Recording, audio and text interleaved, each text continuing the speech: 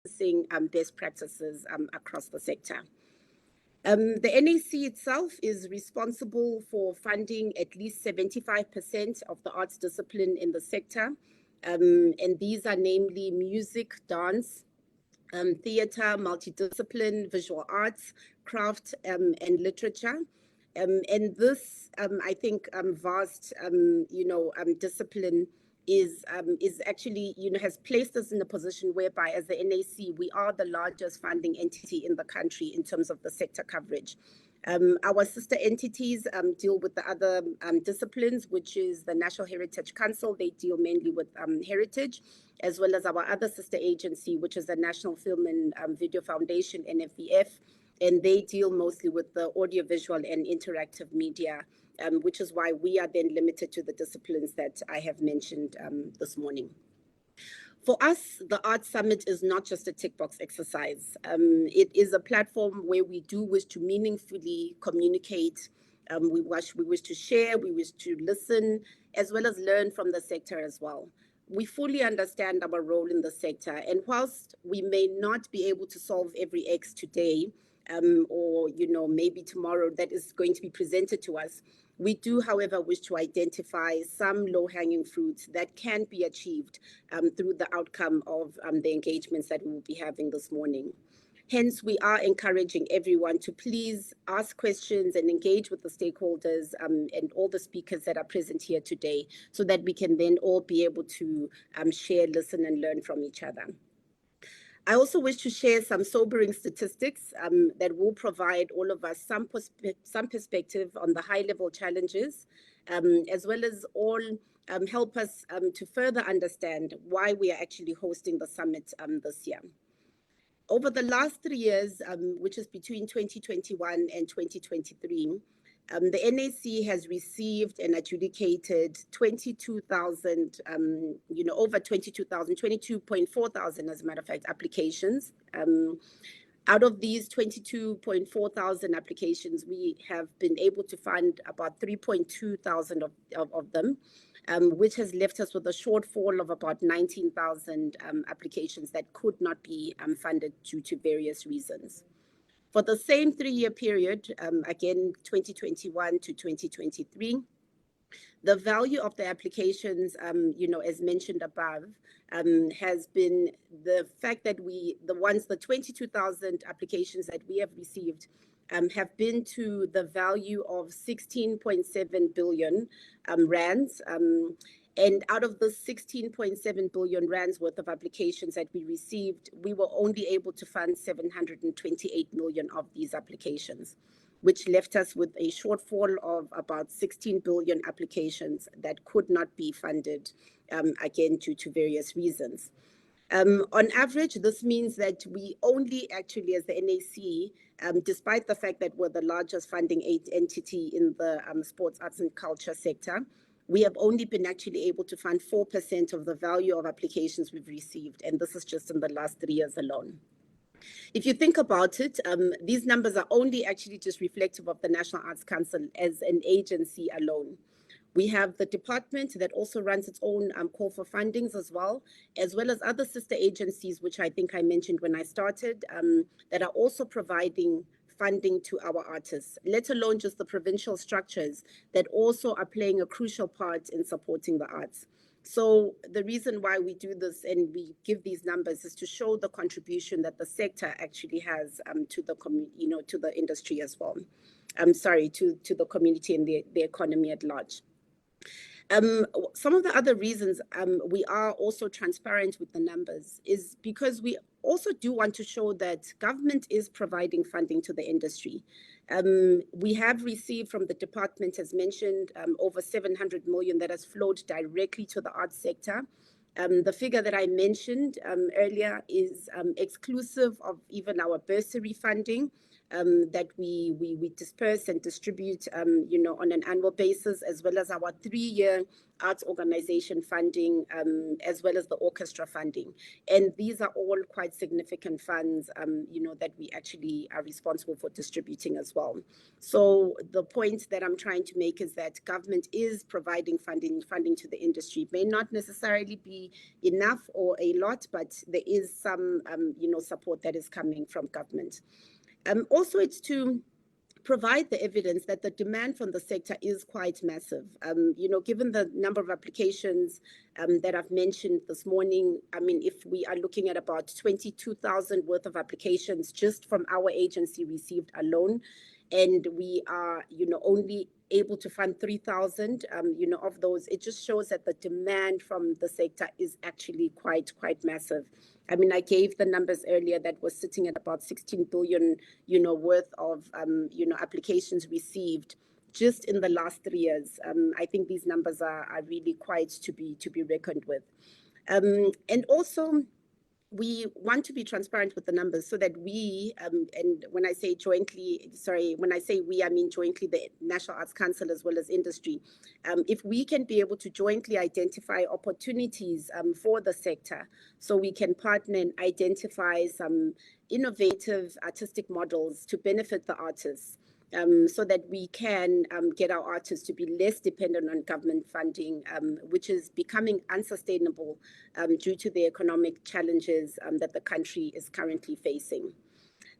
We also like to give the numbers because we wish to show our internal capacity as the National Arts Council, that we are able to manage large funds given the experience that we have amassed over the years of funding artists. So we do appeal as well to our stakeholders to say if there are, funds that need to be managed and distributed, the NAC literally has got the capacity and the expertise and knowledge to be able to do such, as proven over the last couple of years. Despite our capacity, we also do wish to share that some of the matters that do keep us awake at night. And these are, of course, the budgetary limitations from National Treasury, that are coming through DSEC, because we are then funded directly through DSEC. The reality is that the budget from the department is decreasing year on year, and it really is placing us, in quite precarious situations. So we are managing on a very, very tight budget, internally, but we are managing, and that's, I think, the good story to tell out of that. We also another matter is what about the sustainability of our beneficiaries? We try and find ways that we can make sure that they are not reliant on the grants. Effectively, how can we get our sector to create sustainable and profitable businesses throughout the year, and that do not then rely on the grant funding, which typically will just be either one event or one particular exhibition in a year. So what about the other months? Because we do want to make sure that they are running profitable businesses throughout. Also, how can we be able to increase our collaboration with other sister agencies and entities on our beneficiary projects? So we want to try and see how can we be able to reduce the working in silos within the various agencies to make our funding more efficient and, of course, impactful as well.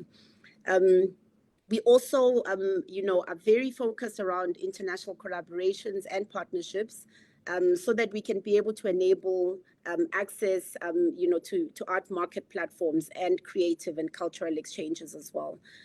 This will be further discussed by the CEO when she gets the platform this morning. And then lastly, we also like to, we really are continuing to increase our lobbying to the relevant stakeholders on how we can be able to introduce the arts tax benefits that we know that the industry needs to be able to actually receive more funding, either for us as an organization or other organizations in the arts, as well as artists directly themselves as well through their entities. In response to the challenges, the NAC has taken a very proactive and strategic approach on how we seek partnerships and collaborations with various organizations, regionally and internationally, as well as locally, to create more opportunities for the sector outside the normal NAC funding programs. In addition, we are confident that today's summit will inspire us to think more broadly about how to address some of the stagnant challenges that we actually are continuing to face, as a country. In closing, tomorrow, the 21st of March, is Human Rights Day, and I would like to take this opportunity to wish everyone a happy Human Rights Day. This Human Rights Day is very special because it is celebrated together this year alongside the 30 years of democracy in South Africa. And as the sector, we do need to embrace this milestone because we are celebrating 30 years of democracy that has enabled the freedom of expression in the arts, which has created the world-class talent which we have today as a country. Thank you very much to everyone, and thank you so much, Sis Tammy, for having me to do the introduction. Thank you so much, Madam Chair, and for putting everything into perspective for us. I think what I really got from your opening address and introduction is the fact that we really need to branch out as artists and maybe to look at the funding that is provided by the National Arts Council as seed funding, so that the seed can actually grow into a tree that can produce greater fruit. So the funding is not the fruit itself, but it's really the seed that we've got to sow so that it can replicate in our industries and in our lives. So thank you very much for putting all of that into perspective for us. That's Madam Chairperson there of the NAC Council, Her Royal Highness Princess Tselentle Dlamini. Let's make way now for the Department of Sports, Arts and Culture, which really takes care of the sector in the country. And for the opening address, it's my honor to welcome Director, Multilateral and Resourcing, Ms. Cleon Noah. Over to you, ma'am. Thank you very much to everyone, and good morning, colleagues, ladies and gentlemen. As introduced, my name is Cleon Noah, and I'm the Director for Multilaterals and Resourcing within the Department of Sport, Arts and Culture. And I would like to also express my sincere appreciation to the National Arts Council, the council members, as well as the staff, for inviting the Department of Sports, Arts and Culture to this very strategic engagement.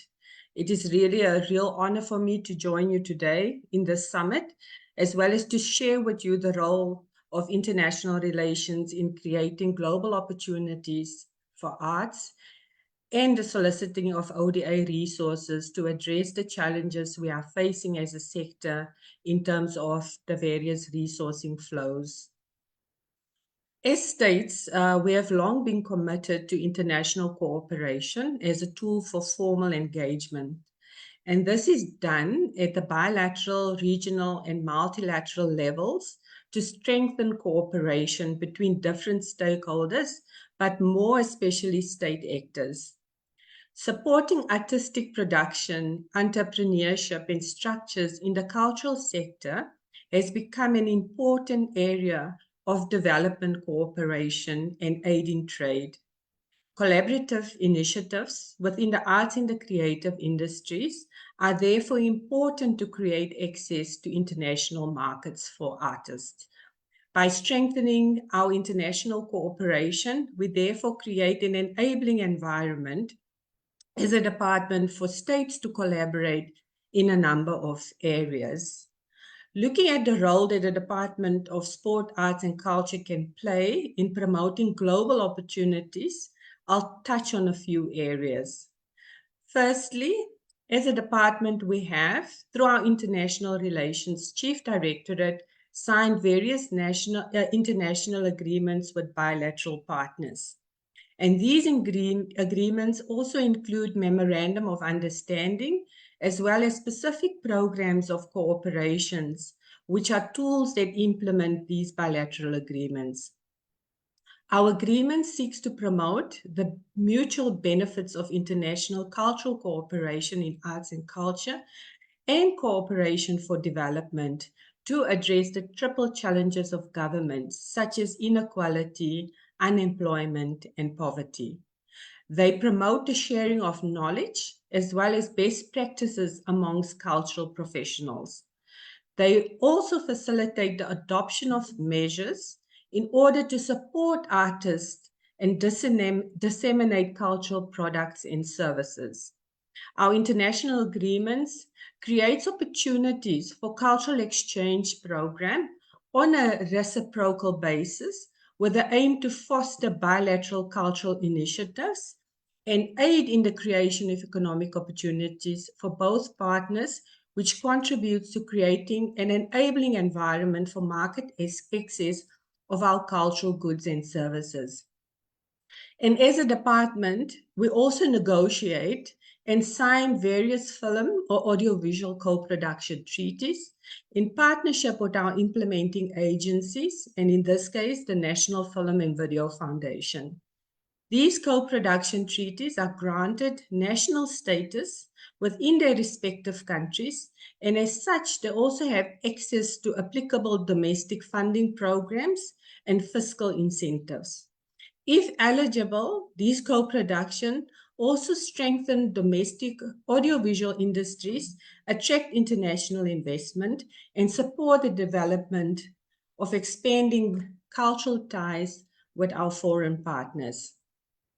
Creating an enabling environment and frameworks are equally important, such as the development of policies to make the South African creative industries more accessible and attractive to foreign investors and partners.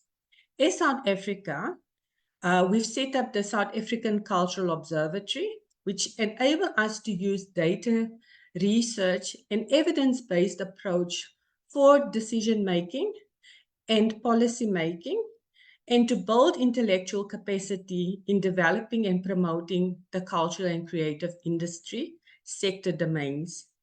Currently, through SACO research, we have also created a sharper understanding in terms of the contribution the cultural and creative industries make to a range of economic and social objectives, including contributing to the GDP, short and long-term employment creation, regional development, urban renewal, and social cohesion. With regards to the models of financing for culture as practiced in South Africa, we have the Venture Capital Fund and the Small Enterprise Finance Agency to ensure that emerging cultural and creative industry enterprises are able to get financial loans that are often unavailable because the sector is seen as high risk and not often bankable.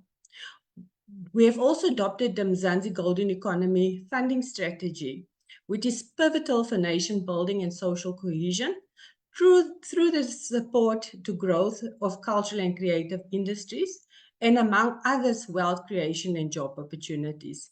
And this approach is basically aimed to reduce poverty and address the inequality.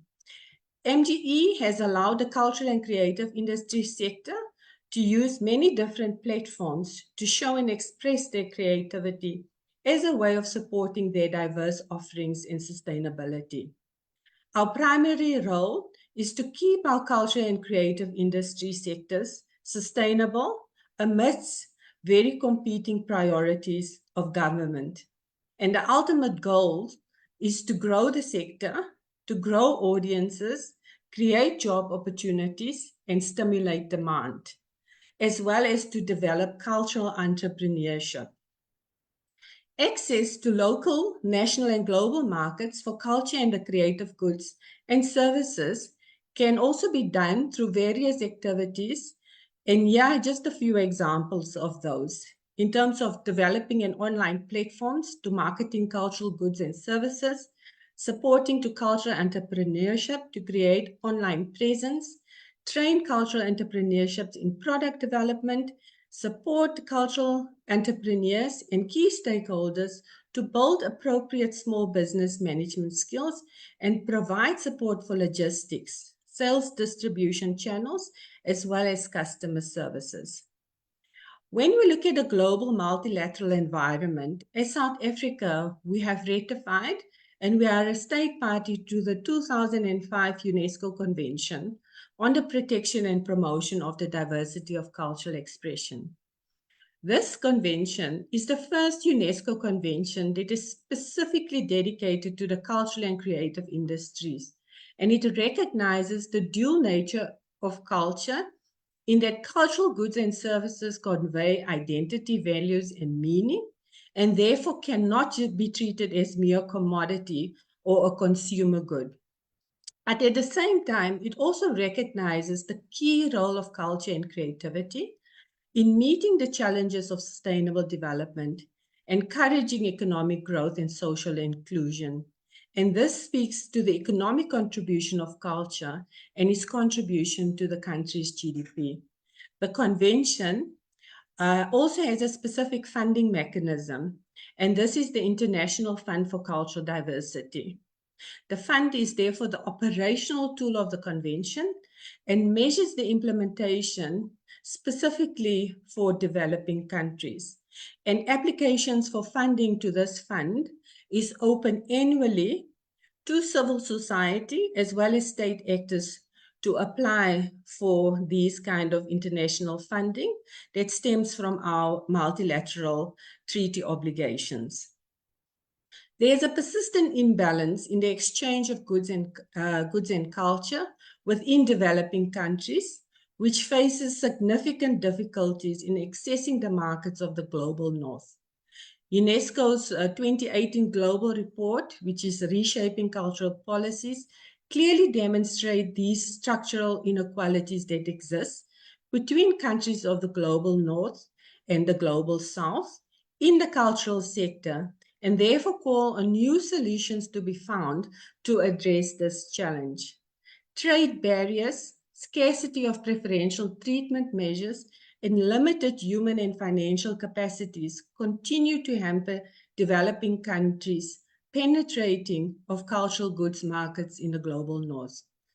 Digital distribution platforms, exchange networks, and export strategies, mostly within the audiovisual sector, are helping global south countries enter the international market of cultural goods and services. Domestic quotas are also an effective measure in terms of increasing national audiovisual production, eventually leading to an increase in the exports. Mobility of artists and cultural professionals is one area to look at, and discussions with relevant stakeholders needs to happen urgently. For example, we need to have discussions with the Department of Home Affairs as well as the Department of Labor to look at creating specific visas for artists in order to ensure that they are able to have more mobility and able to penetrate markets of the global north, which often presents artists with difficulty to access. We also, as a department and as government, have the Official Development Assistance, which is ODA, which is required to fill in resourcing gaps and shortfalls within various sectors.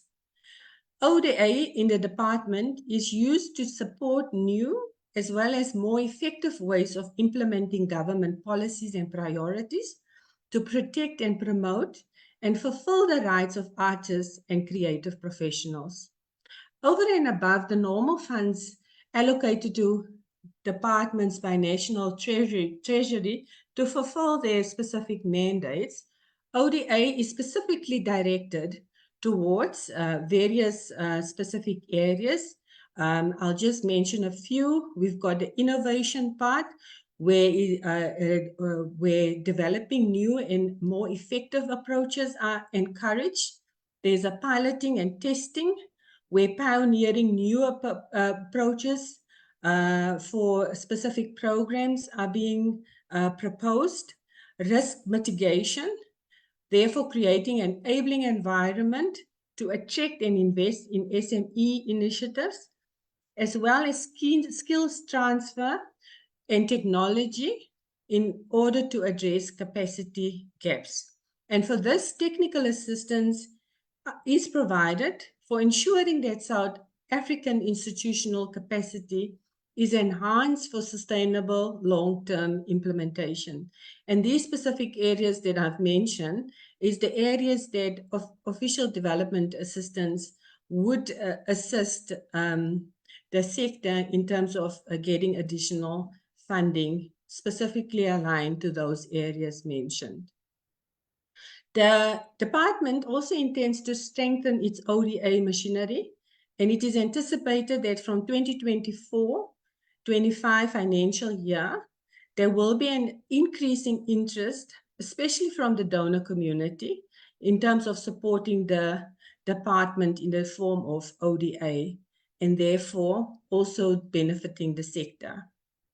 Deemed significant for the department is a development specifically of an ODA framework that will directly govern our ODA relationship within the context of the South African policy framework and procedural guideline for the management of our international relations, as well as the ODA policy from National Treasury.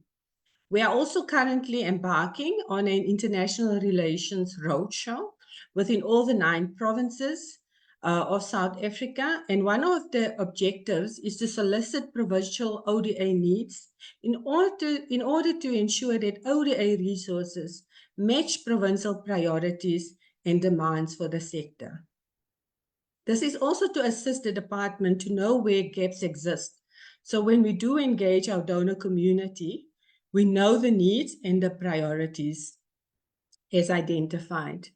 In conclusion, Chairperson and colleagues, the Department of Sport, Arts and Culture, we've also developed an ODA and a resourcing guideline on how to access resourcing from official development assistance, multilateral fora such as UNESCO and the Commonwealth Foundation, as well as other international funding bodies and national entities.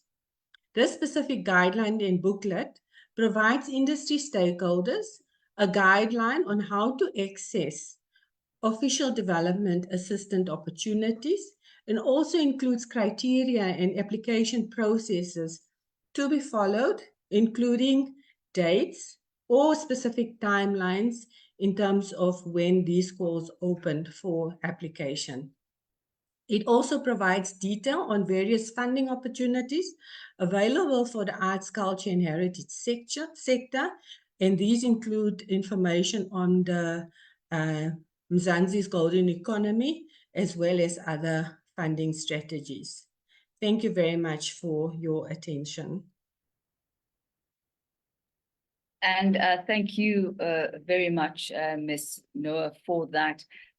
Just a reminder to everybody that this is an interactive session, so please do log in your questions as well as your comments as we go along, and later on this morning we'll actually collate those and answer as many of them as we can. But actually going through the chat, I see that some of you are already getting responses from our team, so whenever you've got questions, please don't hesitate, put them down there, and we'll make sure that we answer them, as many of them as we can actually get to.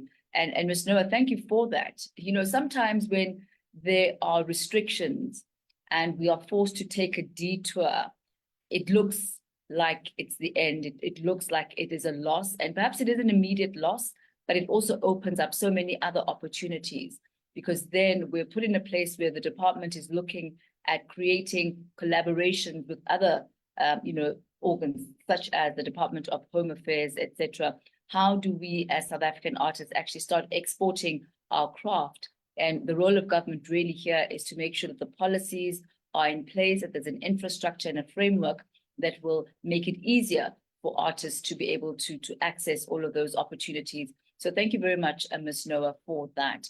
Let's make way now for the interim CEO of the NAC, Ms. Julie Dipofa, and she'll be talking to us this morning about the NAC activities on partnerships and collaborations and reflecting on the journey thus far. Over to you, Ms. Dipofa. Thank you, Madam Chair. Our Program Director, Ms. Tamingubeni, thank you so much for being with us and for gracing our occasion today. I wish also to extend my greetings to our Honorable Chairperson, Her Royal Highness Princess Celentle Dlamini. I also would like to acknowledge and extend greetings again to the DSEC representative who has just spoken, Ms. Leon Noah. And most of all, let me not forget to acknowledge and greet our esteemed council members, as well as the advisory panel members that are with us today. We have a esteemed panel today that's going to present, and I'm so happy to actually announce that these are the people that we have funded before. So they are alumni, they are former beneficiaries, Dr. Jessica Mbaingeni, Tracy Rose, and Marcus News-Teta. Let me also extend my greetings to the team here at the National Arts Council, fellow co-workers, my management team, as well as the staff of the NAC. Also, finally, extending greetings to sector representatives and the sector at large. Let me flight my presentation as I proceed.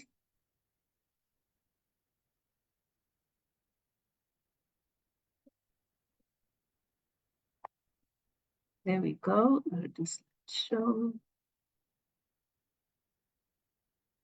Okay, my presentation really in the theme that we're covering today, collaborative ventures in the creative arts industry. So I'll be looking at the reflections on NAC activities, on partnerships and collaborations that we have undertaken so far, and other ventures that we're actually looking for actively. The table of contents, I'm gonna start with the legislative mandate of the NAC because it gives us a foundation on how, to work as the NAC. I will also touch on the NAC strategic position in relation to collaborative ventures. And I will then proceed to talk about some of the NAC initiatives, the collaborations that we have done so far, and the partnerships that we have undertaken, and also others that we'll be proactively exploring, which is number 4, other ventures to be explored.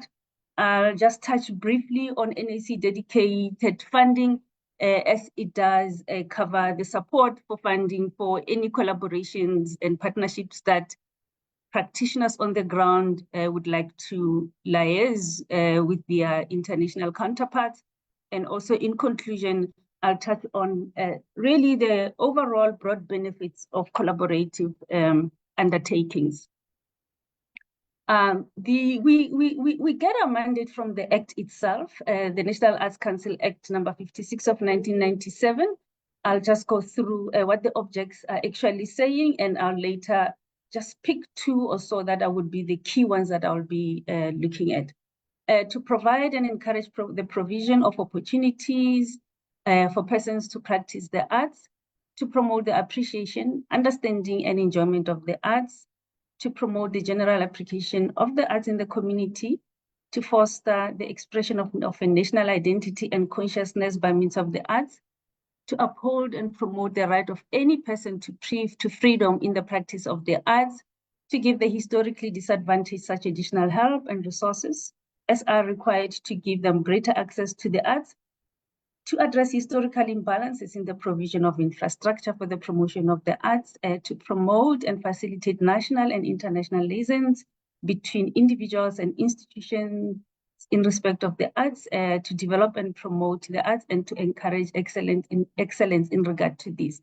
So for my presentation, I've really chosen, 2 key objectives which are quite relevant to my presentation and to the theme for today, being to promote and facilitate national and international liaisons between individuals and institutions in respect of the arts, and to develop and promote the arts and to encourage excellence. So in terms of our NAC strategic position, really, the NAC is actively encouraging resilience and sustainability, by reducing the extent of artists and arts organizations' dependence on the public funding. And we know that currently it's quite difficult with the current economic downturn, but this is our long-term vision to say, what are we doing, in the process to ensure that ultimately we reduce reliance on the public purse? We're seeking to facilitate avenues to support practitioners to maximize end income, because we know that, besides the funding that we give, once we open doors to other collaborative undertakings, there is an opportunity for revenue generation. The NAC is also committed to skills development, education, and capacity, which are really tightly knit through the arts disciplines that we are funding, and most importantly, the bursaries that we offer nationally and internationally to ensure that the country has a skills base. We want to nurture talents and capacity building for arts practitioners, because this will ensure that the capabilities to compete at international level and to produce goods and services with export quotations are actually heightened. The NAC will collaborate with state entities such as DERCO, the Department of Tourism, National Treasury, the Department of Sports, Arts and Culture, DSEC, which is a mother body, our main shareholder, for donor coordination and showcasing the work of artists locally and internationally. In addition, we also are actively seeking to enter into strategic cooperation and funding agreements with local and international donor funding agencies and of other councils, which are our direct counterparts abroad. So in terms of the initiatives that we have taken, I'll start with the one example of a collaboration that we had with the department, which was the International Craft Exhibition that happened in Liberia.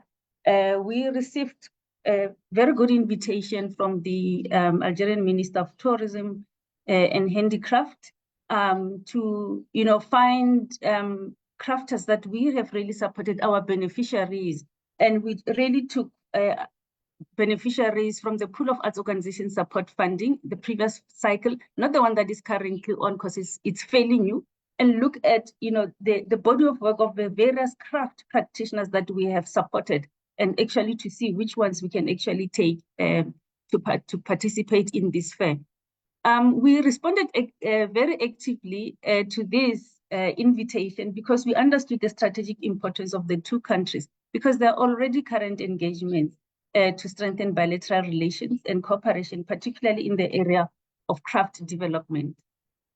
So this participation actually encouraged and gave an opportunity for crafters to engage with the market for both direct sales and long-term trade opportunities. And we know that they already were beginning to receive orders for the craft products that they exhibited. So this collaboration actually assisted us to ensure that the beneficiaries can travel and that to the fair, and also with the blessing of the Minister of Tourism, other costs related to their stay there was actually even supported. I also want to look at other partnerships that we have done and also zoom on international market platforms that we have begun to engage with. And I thought I could just explain just the concept of an international market. An international market platform is an online, can also be a physical space where artists, collectors, producers, galleries, performers, and other arts enthusiasts around the world can buy, can connect, can sell, and promote their art forms.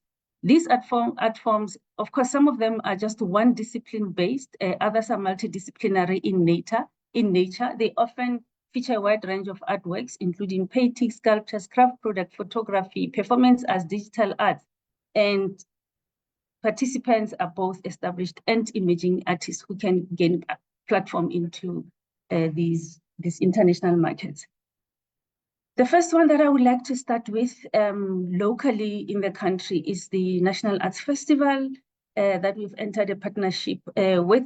Of course, we do give them the independence in curating the artists or productions that will perform there. So they maintain their independence in the selections. And we are focusing on the disciplines of music, dance, theater, visual arts, and spoken word. The NAC supports the chosen practitioners to present their productions at the festival, and the festival will cover also other costs that will ensure that the hosting of the productions are actually quite successful at the festival. We're also collaborating with the Center for the Creative Arts at UKZN, the Time of the Writer Festival that you probably know quite a lot. It's actually been happening towards the end of this week. The Time of the Writer Festival takes place every March. As with the other festival that I've just mentioned, the NAF, is that they also maintain their independence in the curation of the festival material that they like to showcase. So they can choose, you know, their writers, publishers, literature practitioners, and so forth, according to their programming criteria. And we will support the, you know, artist-related, you know, costs, their honoraria specifically, for them to participate, you know, at the festival. We also entered into agreement with Visa for Music, a platform in Morocco, which aims to promote artists of Morocco, of course, Africa, the whole of Africa, and the Middle East in the fields of dance and music. The festival takes place in Rabat, Morocco, and activities involve really performances, you know, roundtable discussions. They also hold master classes. And of course, we gave them the curatorial license because we don't want to be involved in the selection of artists. We actually put a call on our website for artists to apply directly to the festival. They were chosen, and from the pool of course, of NAC beneficiaries. And this is an excellent platform for musicians to gain access to other international markets as well. With other partnerships with relevant counterparts like the National Arts Council, we do have an agreement with the National Arts Council of South Africa and the Hong Kong Arts Development Council. So both entities entered into a collaboration that aspires to foster cultural exchanges between South Africa and Hong Kong.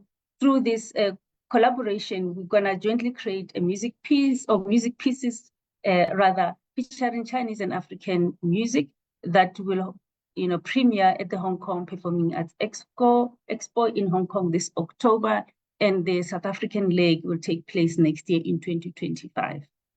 So the NAC will be providing actually with emerging music practitioners and also established ones that are proficient in the medium of voice, African indigenous music instruments, string instruments from various provinces in South Africa.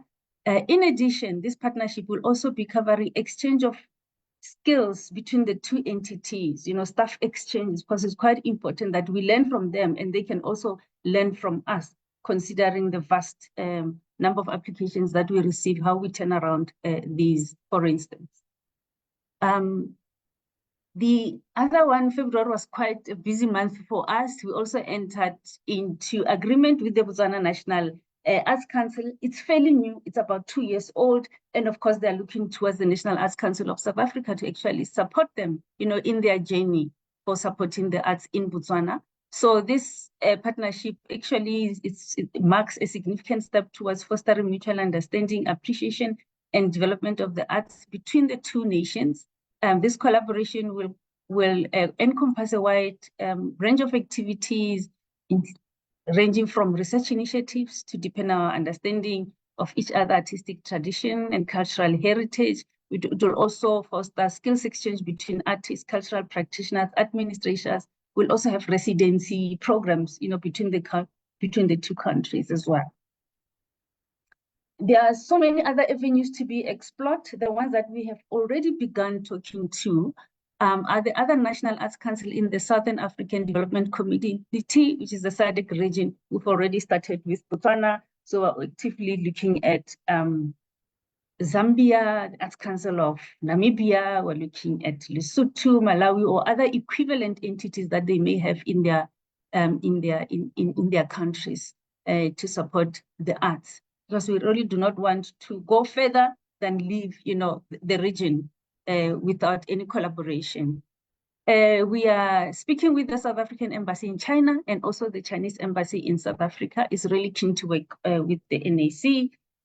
We've also begun engaging the Korean Cultural Center based in South Africa. They're in Pretoria, very quite keen, and they will link us with the Korean Arts Council as well. And I've begun speaking, you know, with the USA National Endowment for the Arts, probably in the next 2 years or so. We'll see what we can do together to support, you know, the arts in both countries. We also do have dedicated funding from the National Arts Council. It's the normal project funding that you already know about. We do have arts organization support funding and the Presidential Employment Stimulus Program. These funding pots actually do support projects taking place, of course, in South Africa and abroad, festival participation, and so forth. We do also have an emergency funding program, which is quite a very small kitty, to support practitioners in response to invitations to perform and do exhibitions abroad. It's a small pot of funding. We do understand that once funding sessions close, there isn't any other avenue for funding that is available. So in between this funding session, we do offer emergency funding. Those that are interested can write to the NAC and we can link them up as to how to put through their applications. I must just state that it's a very small funding pot and it gets finished very quickly. In the last financial year, we supported only 7 practitioners to take their product overseas. In conclusion, I would like to look at various numerous benefits of collaborations for arts practitioners, looking at both professionally and also personally. Here are some of the key advantages. Of course, these foster cultural understanding where participants gain a deeper understanding and appreciation for different cultures, tradition, ways of life, in order to foster tolerance and empathy. Of course, there is an element of professional development, which is very important. These exchanges often provide opportunities for professional development, which include training, workshops, residencies. Of course, there's networking opportunities so that they can enhance their career prospects. One element also is personal growth, because these exchanges and collaborations, can transform a person personally. They help individuals to develop independence, adaptability, and also resilience. Because they do offer networking opportunities, participants can build international workshops, friendships, which can be quite valuable for future collaborations and on opportunities. Let's not forget global citizenship, very importantly, because this exchanges provides and promotes a sense of global citizenship and responsibility, encouraging participants to engage with global issues, with national issues, and also to make them contribute positively to change. And lastly, let's not forget the possibility of revenue stream generation through these collaborative ventures, because with the performances and exhibition that happen, there is an opportunity to gain a performance, income where there are performances, where there are exhibitions, and there can be orders and sales and people can buy. So there is that important aspect of economic development through this engagement. And that is the end of my presentation. Chair, thank you so much. Thank you. I think you've left us adequately inspired with the amazing work that you are doing. Certainly a lot that's taking place, a lot of opportunities. So a big congratulations to you. And I guess if you are listening and you didn't even know about some of these partnerships and you didn't know about these opportunities, do make sure that you make contact with the NAC so you yourself may be able to benefit from some of your art. So as we move forward now, perhaps let me start by introducing all 3 of our panelists who are joining us today, all of them beneficiaries of the National Arts Council, all celebrated in their respective fields. Ladies and gentlemen, before I introduce you, you are all going to have 15 minutes each. And when you near the end of your time, you'll see my face just popping up in front of the monitor, just as a reminder, so we can keep the time and we can keep the clock. It's my absolute pleasure to introduce our 3 panelists this morning. Dr. Jessica Mbangeni, if you could please show your beautiful, colorful self that we may all see you.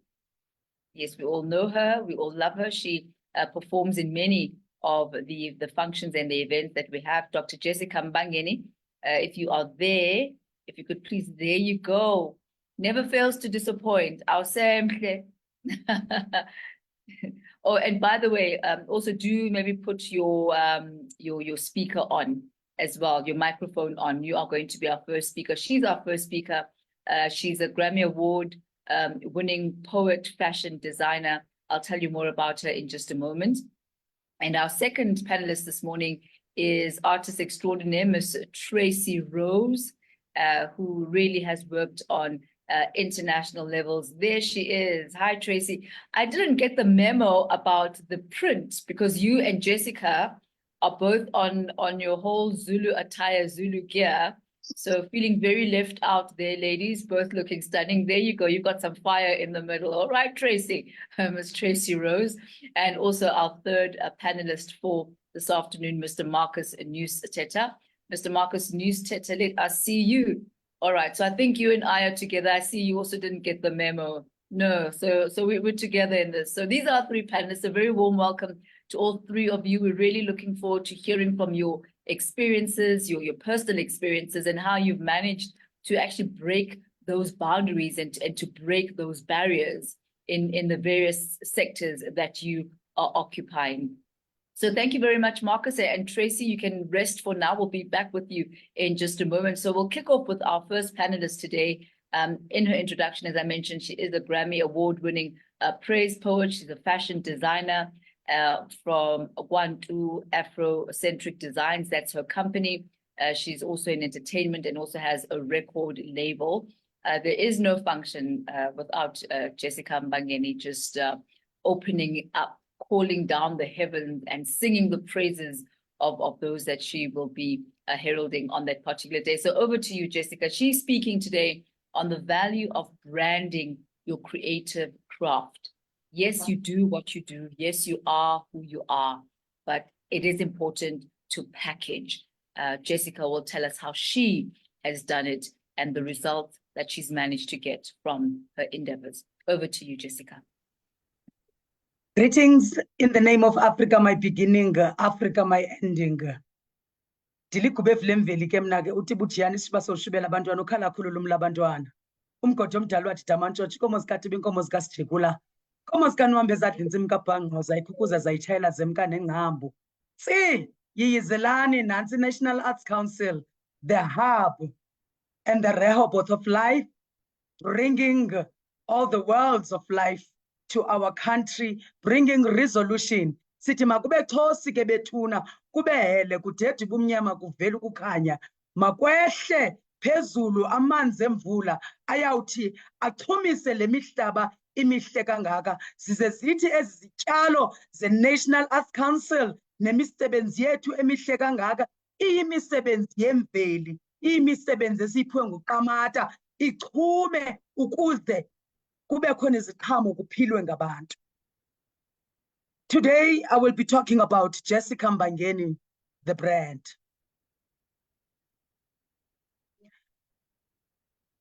Jessica Mbangeni is no stranger to the National Arts Council, and I'm so glad that I am coming at this relevant time whereby the vision is to bring resolution and also to enlighten the South African sons and daughters of the soil in the artistic terrain that we are the business. Art is the commodity. Today I am here to tell you that there is passion. Passion does not pay bills. And when you are sitting in your corner, nobody knows you. Nobody can identify how passionate you are.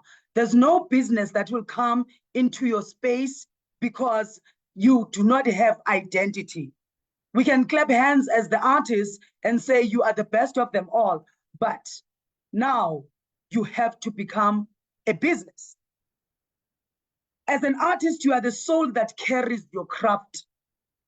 So that soul has to come out through the branding, become a business. When you become a business, you start by identifying what is it that you want to do. You identify the moral and the value of your business. Who does it speak to? Now you tata uJessica, umbeke eqaleni uthi Jessica, uyaphi apho uya khona, where are you going? Who are you? Who do you want to talk to? Who do you want to appeal to? I remember when I started in 2005, after resigning from the Grammy Award-winning Soweto Gospel Choir, I found out if I would carry that crown, I would be deceiving myself because I was not business. I would be exploited forever. I understood. I recognized the value that Grammy was putting on me, but I was not ready to become the business. And also, the business etiquette of it. Let me start from the beginning. And I started with knowing, okay, the world recognizes the power that I possess and I speak relevance. Right now, I am the voice of Humana, which is Kwantu. That's how I registered my company. Kwantu, and Kwantu is the house of Humana. I became the business that is versatile. And then now I've got this business. It needs a logo. It needs to get out there, because now I was submitting proposals, but people would talk about joint ventures, but at the end of the day, they will bring me in to be the facilitator of my programs, not actually the partner in my programs. Therefore, the longevity of my projects would not go anywhere, would not be monetized, and people would just take advantage of the moment to launch that and use me and throw me aside. And then I decided to do my own research. I went to the conferences and the business opportunity workshops that Gauteng, because I'm based in Gauteng, that Gauteng was offering through the office of the premier, orientating the entrepreneurs, the city of Johannesburg.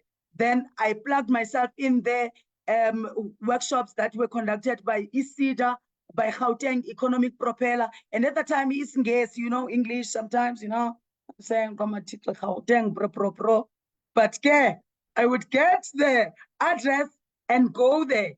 The first question they would ask, what is your business?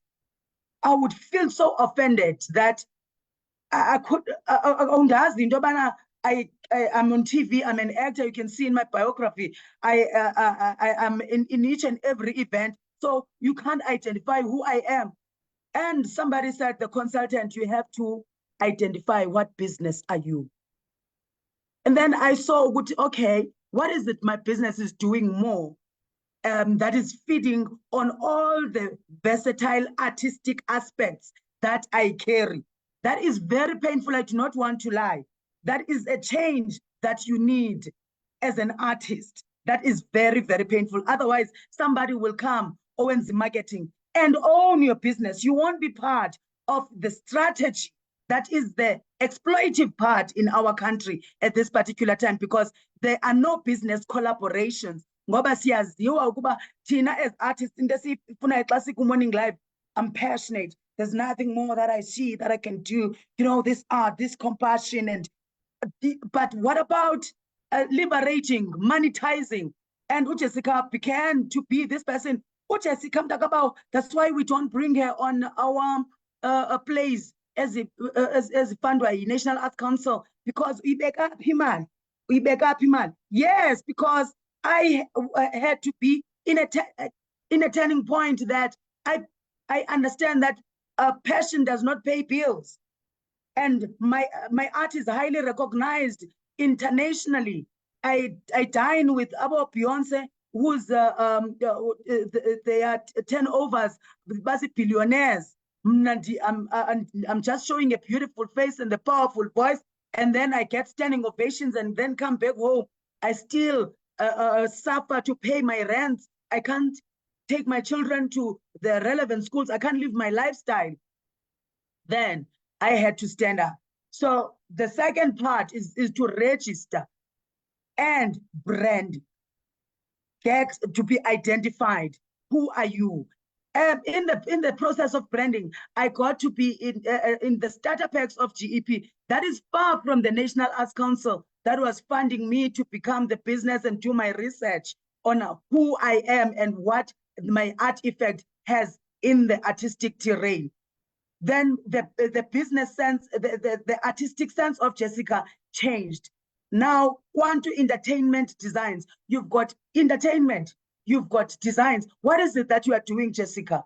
I had to say in the entertainment sector, identify what is it that I want to do. Okay, I'm a musician.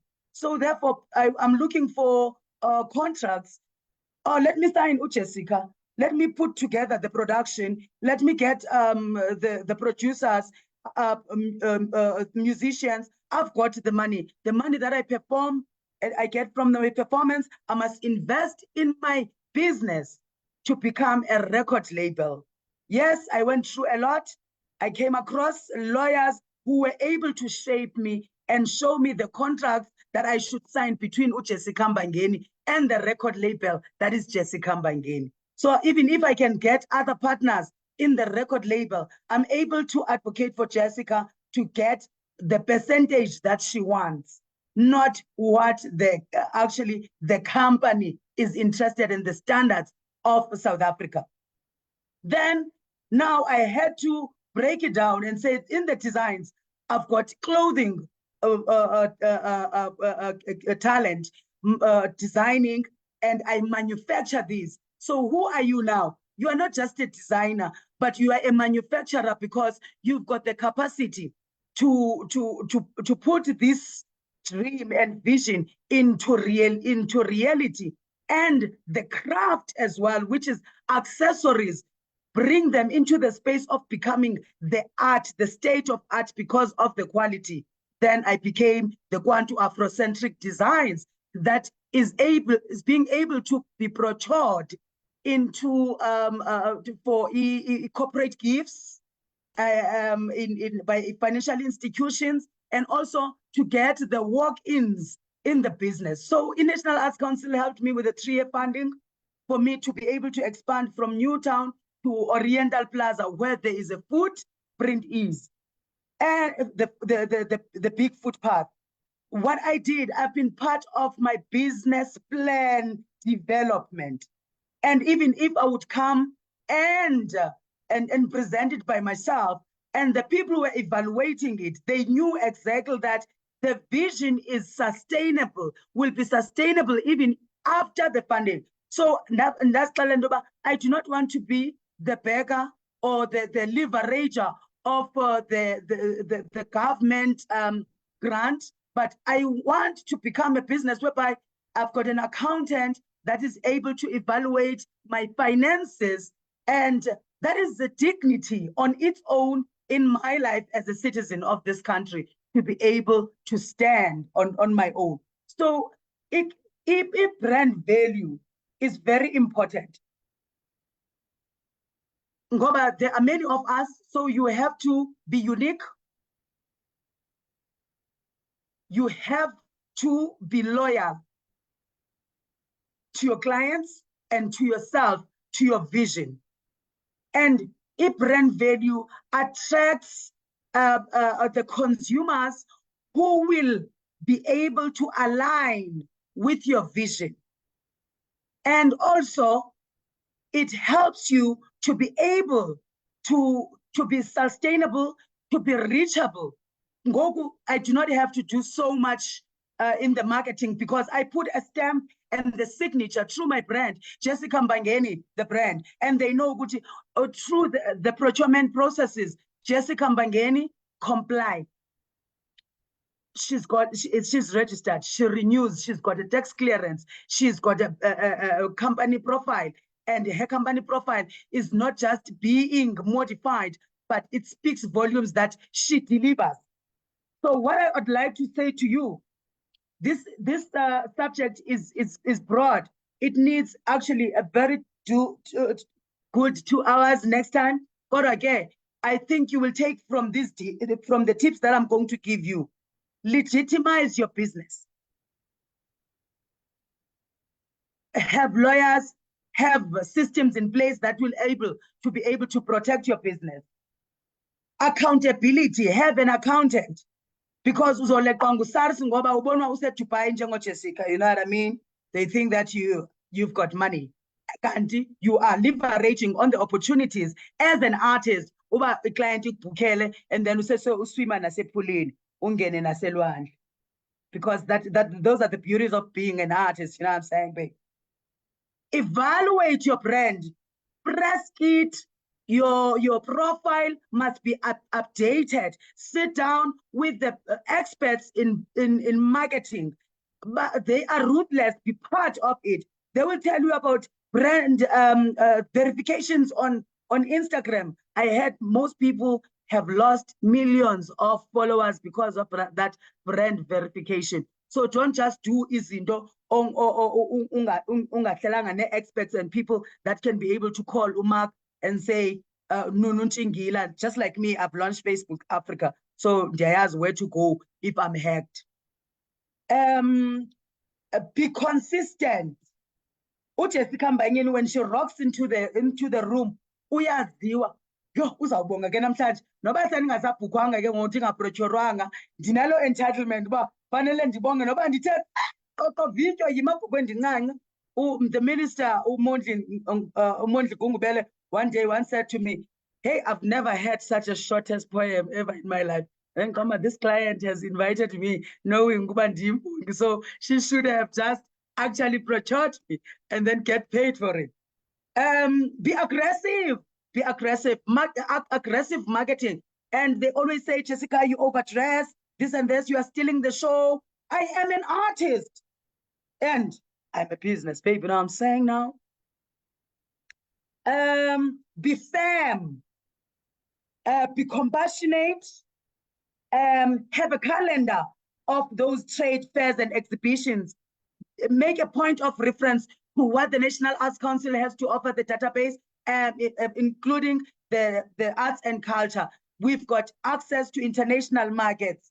And lastly, I would like to say to you, stay close to the money. Thank you ever so much. That's Jessica Mbangeni. Thank you very much, Ms. Jessica Mbangeni. So many pearls of wisdom that you dropped there. Indeed, you are the money and you are the presence. And if I can just take a couple of things out from what Jessica highlighted today, we are the business, art is the commodity, making the distinction between the two. There's you and there is the art. The art is the commodity and you are the business. Passion doesn't pay the bills. And also what was quite interesting is the professional team that she has around her, consulting with lawyers, having consultants. Yes, it will cost you some money, but it will also make sure that you make more money in the long term and making sure that you're well structured, and obviously issues of compliance as well that she spoke about. What also struck me is the ability to pivot within the sector. Yes, she started off, she was in Soweto Gospel Choir, singing, and then the next thing she's a praise poet, and she's a fashion designer, and all the other things that she's done, a record producer. So within the arts, where you begin is not necessarily where you end. You can give yourself the creative license to explore, because who knows what in zimepi. So when you allow yourself to spread your wings, you are able to discover other talents and other gifts that you have had. So thank you very much, Dr. Jessica Mbangeni, for that. Our next panelist today is Ms. Tracy Rose, a woman artist known really for her performances, for her art and video installations and photographs. And this morning she speaks to us about breaking the international boundaries. And they certainly are there. Over to you, Ms. Tracy Rose.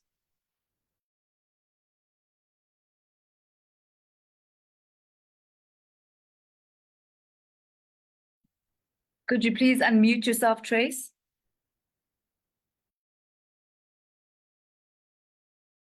That will be only pussy, you'll be too scared to read.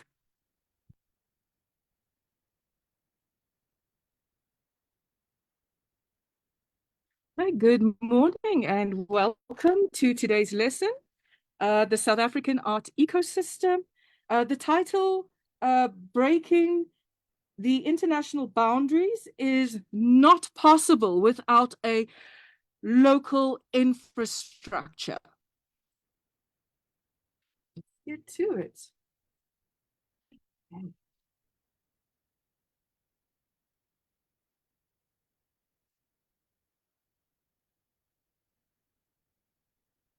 Repeat after me. The artist is the seed. The artist is the seed. Come on, say it a little louder. The artist is the seed. The artist is the seed. The artist gives life. The artist gives life. I can't. The artist is the seed. The artist is the seed. Disclaimer. I'm an artist, not a biologist, so what follows is an artist perspective. All right, so Beginning part one is the seed. I speak as an artist, not a theorist, not an opportunist, not a wannabe. This is to my fellow kunstenaars. I say to you, this is neither a gift nor a curse. Just breathe and make.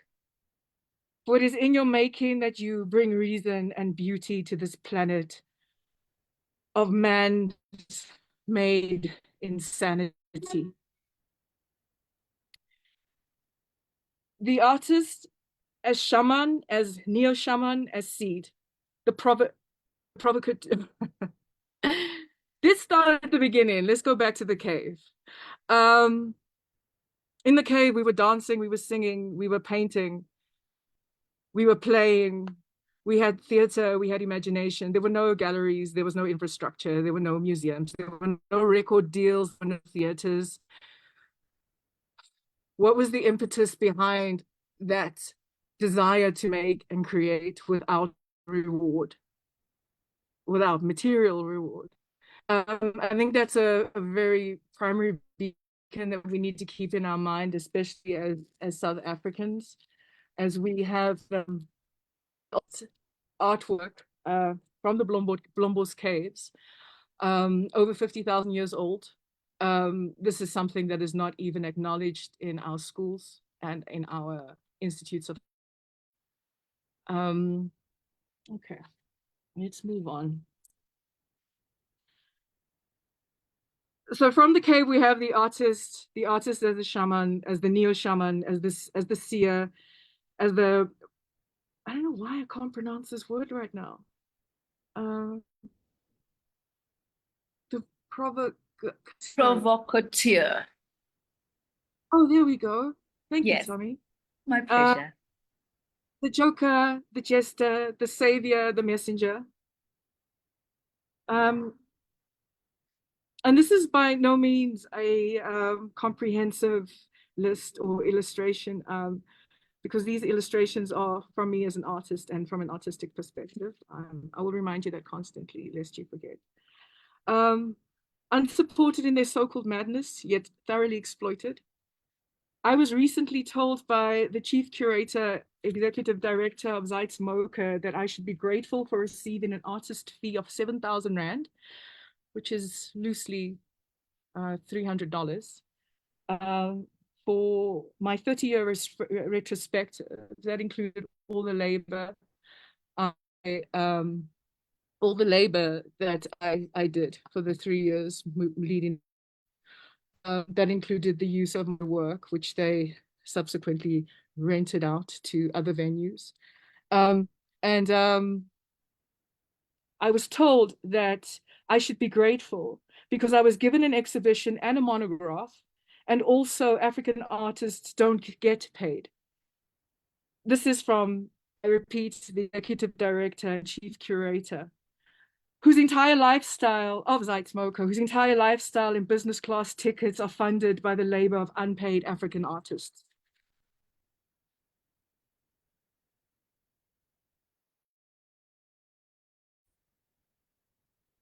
From the artist, the seed, the artist being the seed. From here, all and everything grows. Without the seed, you all will starve.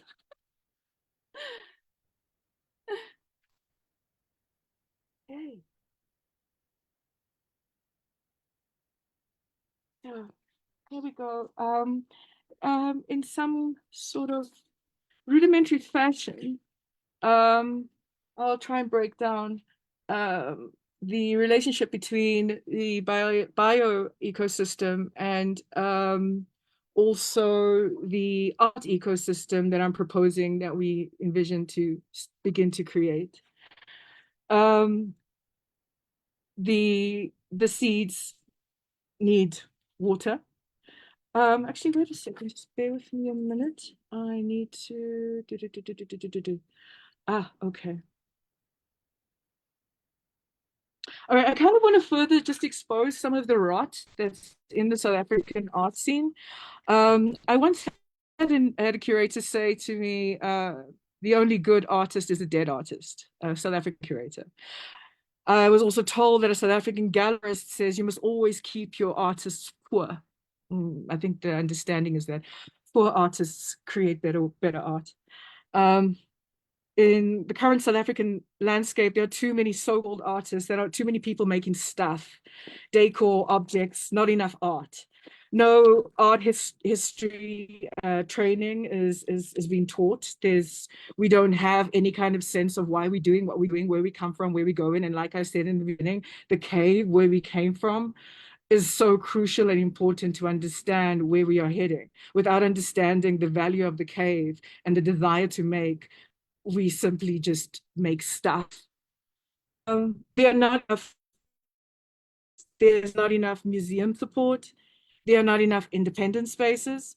There is no employment for art school graduates. There are too many good artists who have to make the choice between paying their rent, buying food, or buying art equipment. And you'll find that in most cases, the art equipment takes precedence. I'm going to move into the ecosystem, at least my kind of rudimentary version of it. Disclaimer, I'm an artist, a biologist, or a botanist. What is an ecosystem? An ecosystem is a community of interacting organisms and their environment. How can you aspire to international recognition when your own country does not recognize you or respect its own arts and the value of artwork? For example, at the Johannesburg Art Gallery, it's a leaky building that gets constantly flooded. Artworks are destroyed worth millions. One of my artworks was stolen at a mid-career survey exhibition I did in 2010. And presumably this bronze sculpture was sold and melted down for scrap metal along with the Giacometti, I was told. The simple definition of an ecosystem is that it is a community or a group of living organisms that live in and interact with each other. I'm being faux scientific here.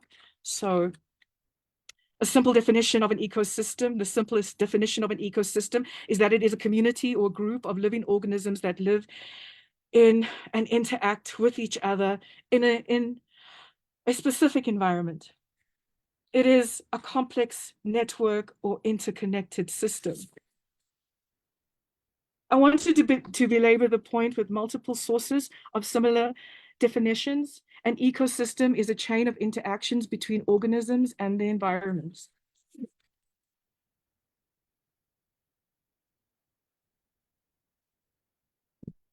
How do natural ecosystems work? Natural ecosystems are balanced systems. Interactions between different organisms that make up ecosystems contribute to stability. That is, in grass ecosystems, herbivores consume grass and also feed the soil with their poo. Artists take the shit of the world and transform it. So basically, we use our chi energy in the work of our hands to imbue the work with magic. Just touch them and communicate with them, they respond. They can adapt themselves to maintain your needs and your nutritious needs. And yes, trees do cry when they are cut down. What are the 3 reasons why ecosystems are important? You see, my internet is unstable. Am I back? Okay. What are the 3 reasons why ecosystems are important? As a society, we depend on healthy ecosystems to do many things, to purify the air so we can breathe properly. Don't know what I wrote there for carbon, it's a carbon climate regulator. Don't know what I wrote there. Drinking water without something in the infrastructure, and pollinate crops so we don't go hungry. Everything within an ecosystem is dependent on each other, and therefore the exclusion of any of these components create an imbalance in the ecosystem. Okay, what's the ecosystem? And I read this. Okay, let's go back to this. Okay, because we all like a good illustration. Okay. So here we have the artist as seed. And in the soil is life's shit and loves. The seed needs water, exhibitions, publications, reviews, money. Air is life, environment, and money. Sunlight is recognition. Art historians, art critics, art collections, art lovers, art collaborators. And the soil is studies, education, training, and disciplines to grow. Along come the parasites too. We'll get to that in a minute. Okay, so here we have our little art plant growing under the rays of recognition for exhibitions, writing, sales, education. Education is a really primary component in this. It's almost as important or on par with the artist as seed. The reason is that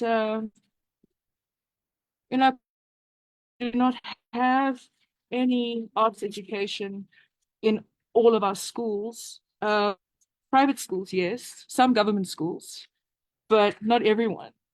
I'm going to share with you a story. A friend of mine, Graham Jamond, who was the art director for Yizo Yizo, he studied fine art. I think it was at Michaelis.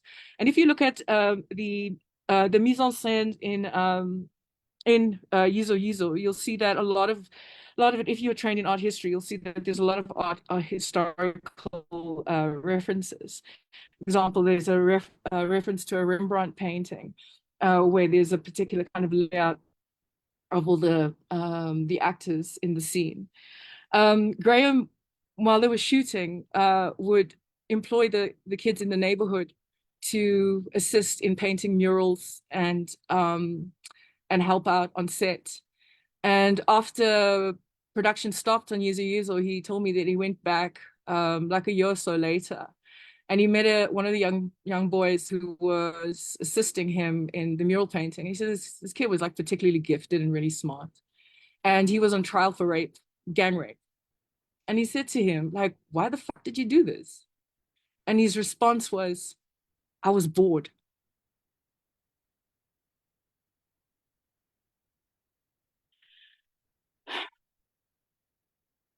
Art conservation and art restoration, these are also incredibly important given the repatriation of African art objects from the loot of the colonials back to our continent. We do not have the infrastructure in most cases.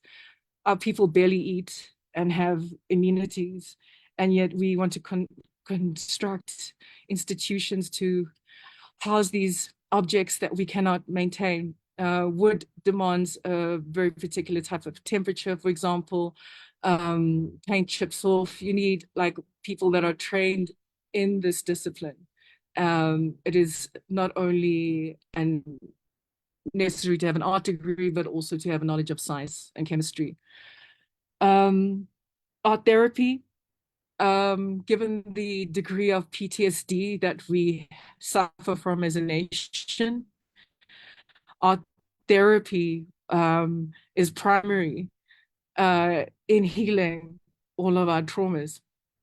The mental health of the artist. Most artists have a calling to be artists. This is something that is sacred, in my opinion, and is a gift, and like I said, possibly a curse if you don't know how to manage it. The space of the calling is always misinterpreted as a mental health issue, when it is not. And so therefore the space of the artist as also the empath that feeds off the negative energies around them and puts this work, vomits, pukes, shits this into their work, basically recycling that dirt, that soil, that life shit to create the art. The curators, a note to curators, you are not the art star, you are not the artist. The world turns freely without you. The best curators and directors I love and have worked with put art and artists first, and in fact, love art and love artists. They are not careerists. They understand the value of maintaining this important practice, belief, gift, because the contemporary curator with their cookie cutter, cut and paste, paint by numbers, rudimentary perspectives and art and are conservative to say the least, and trashy, substandard thinkers, opportunistic parasites who feed off the desperation of artists and control public perception and consumption of art exclusively to benefit their own careers. For example, and this is globally, not just in our country, to be paid a fee to participate in an exhibition, while the hero curator is feted and awarded for the mediocrity. South African legislation needs to protect artists. There's legislation protecting musicians and actors and the film industry, but there's nothing protecting fine artists. Within the museum space, sales, museum space, you've got income coming in from ticket sales, merchandise, funders and donors and taxpayers' money. Galleries, you have sales, you have exhibitions, logistics, the duties of the gallery. The logistics are, they have to pay rent, they have to pay salaries to employees. They have to maintain the and publicity. I've never worked with a gallery, but I've always worked with a gallery. Galleries need to be more forthcoming and transparent with artists as to what they are employed to do, that they are only taking 50% of all sales and what for. Art investment, artworks accrue value. It is seen as a stable investment along with gold and silver. But this is also hinged on artist output, provenance, exhibitions, collections. It's not simply an artist's death, which always has the vulture circling, but insufficient work and impact of the artist on the art historical canon are also factors.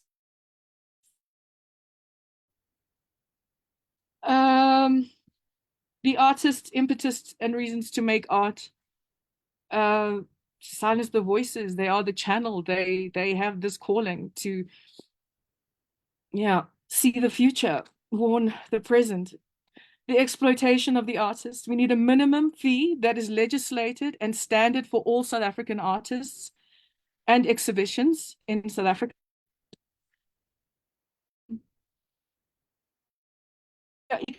Stimulation of art includes the spin-offs, include the employment of writers, of publishers, of photographers, of framers, of equipment makers.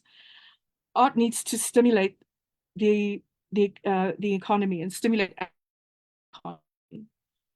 I sometimes use a very rudimentary example when I talk about the impact of art and investment over time, and it's very rudimentary. I didn't get some of the facts right, but it's like I asked the question of like, how much do you think it costs to make the Mona Lisa, just in terms of material?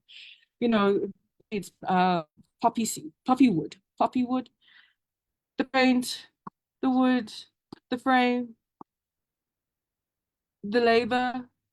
Let's be just and say maybe like $100,000, just to be overly generous. And that's just pure material and labor. If you look at the value of the Mona Lisa now, it's priceless.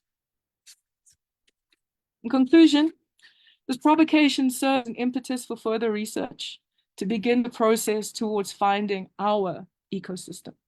Thank you. Thank you very much, Ms. Tracy Rose. Yes, we begin the process to find our ecosystem.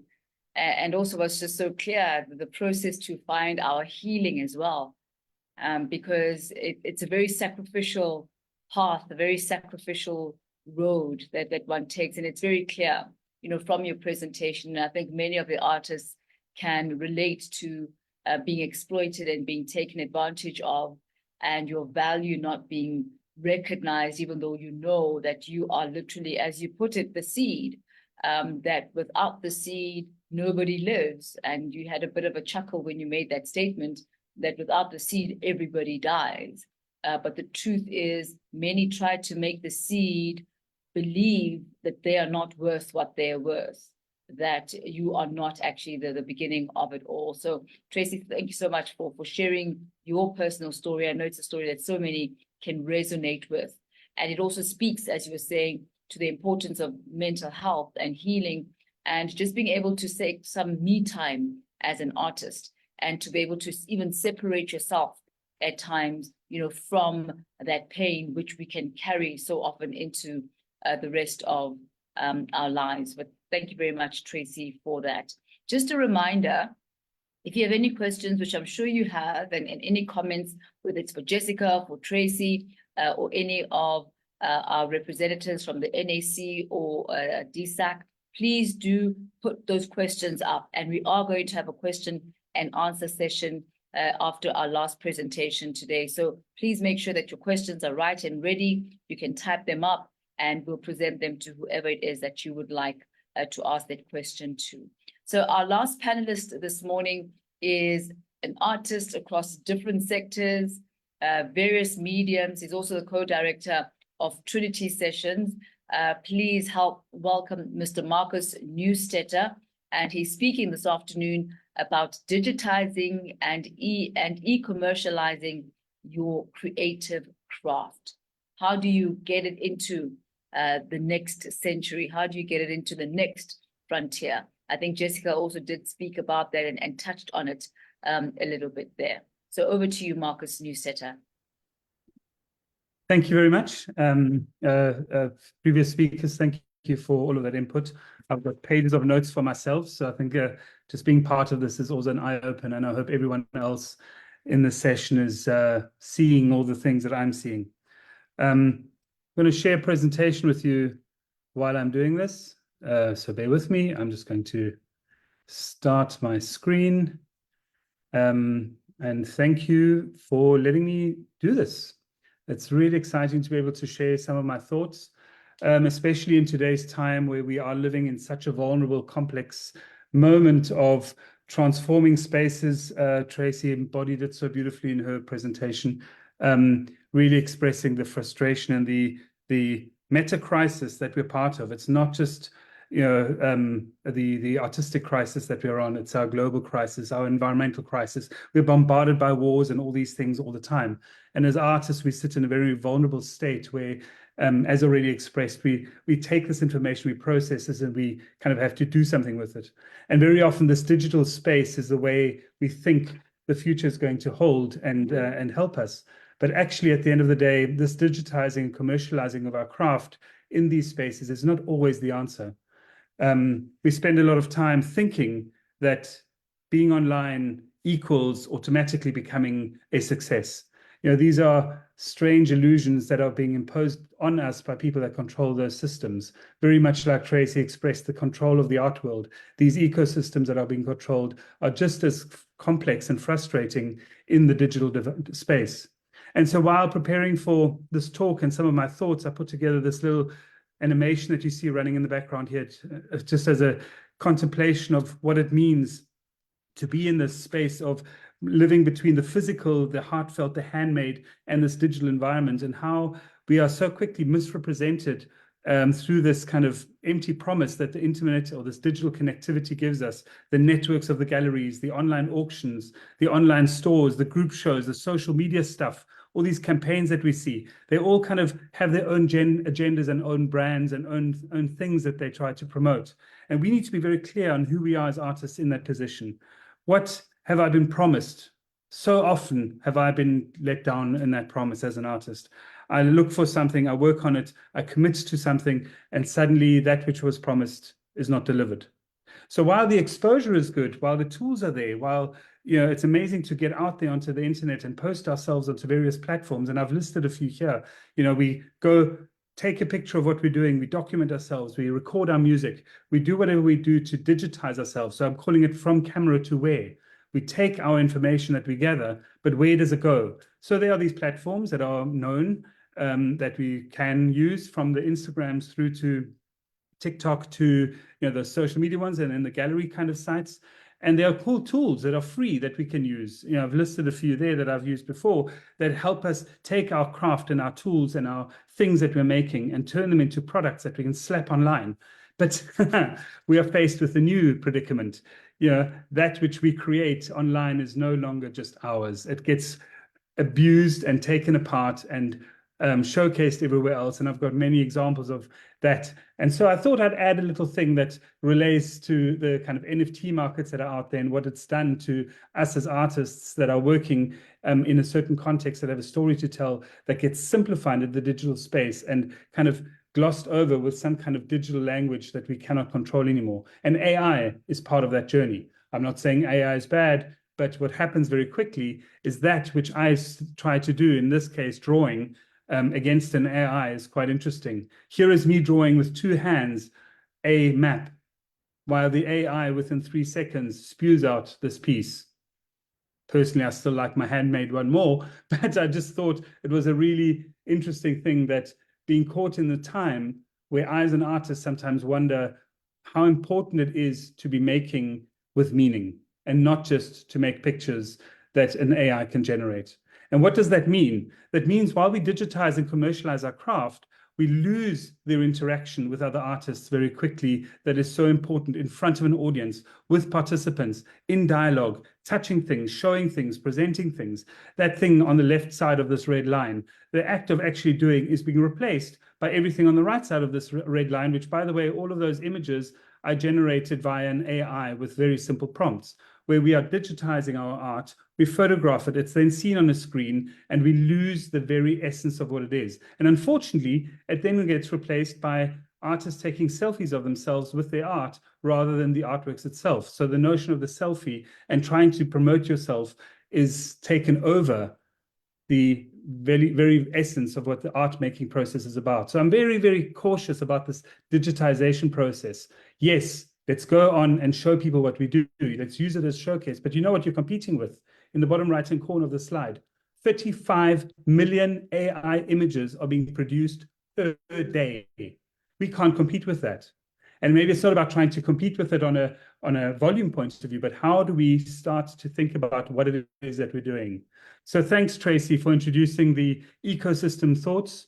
I included you here as a reference in my slide. I quickly did a screen grab in true AI style.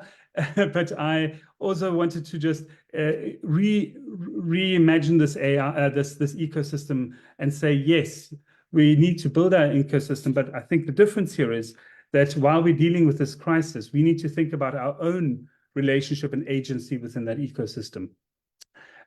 So one of the ways that I, together with Stephen Hobbs in the Trinity session, have been looking at this notion of an ecosystem many years ago. This is in the early 2000s. We were working with the International Labour Organization to look at the art and crafts industries in the SADC region. And what was so fascinating is we came across this thing called the value chain that Charles Landry developed as a way of analyzing systems and economies. This was a long time ago, but I still find it relevant if we adapt it.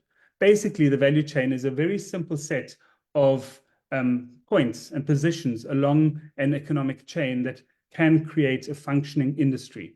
Starts from beginning, production, circulation, delivery mechanisms, and audience reception, which is really your feedback loop. And if you understand the gaps in your industry of where there are problems and openings that you can start thinking about filling with your actions, your interventions, you can start finding ways of actually seeing how your value contributes to an economy and a system that you want to create.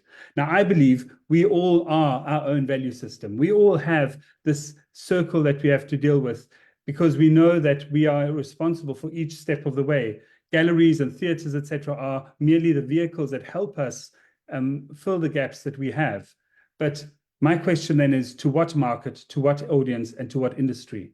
We need to build our own audiences. And this is where we again turn to the internet and think, these are the future audiences. They're not, because they see 35 million AI generated images. We need to make sure that we present other values. What are the values that we as artists can take forward, especially in this time of crisis? We have the opportunity to look at our own industry development. This is what the seminar is about. We find different ways of adapting and changing that which needs to be changed in order to fill it in. We create awareness of the arts in general and the value of art. What does it mean to make art? How does it feel? How does it smell? How does it engage? What social impact can it make? How do I change my neighborhood by the work that I make in public space? How do I interact with my neighbors and actually bring them in to my dialogue to actually see what I can do? How do I grow personally in this journey? We make art because we need to go somewhere. And then the next step of it is, how do we pioneer envisioning the future of our industry and of the context that we're in? And these little models I've applied to my own practice just to understand what is my relevance in my age and my agency. Now, it's very easy to think about, oh, what's out there? There's lots of money somewhere internationally. We need to reach over to that side. But it doesn't start with that. Our circle of networks, our circle of audience, our circle of partners, our circle of collaborators starts with the person next door to you. It starts with the person on the other side of the screen that's listening to me right now that might answer a question. It's to look for your relevance in another person's world. And as soon as we look at that, we look at something which is globally understood at the moment as a future trend of market connectors. How does our industry link to gaming? How does the visual artists and the gamer come together? How does the performer and the urban developer come together? How does ecology and art collaborate? And so we try to find these tools and these toys with which we can try to make new future market connections. And why this is important is because with the crumbling system that doesn't seem to be relevant to us anymore in today's time. And I'm not only talking about the art industry, I'm talking generally about how we deal with the environment, how we deal with science education, how we deal with health issues. We need to think much more across sectors. And I think the artist is one of the glue elements that can make that work.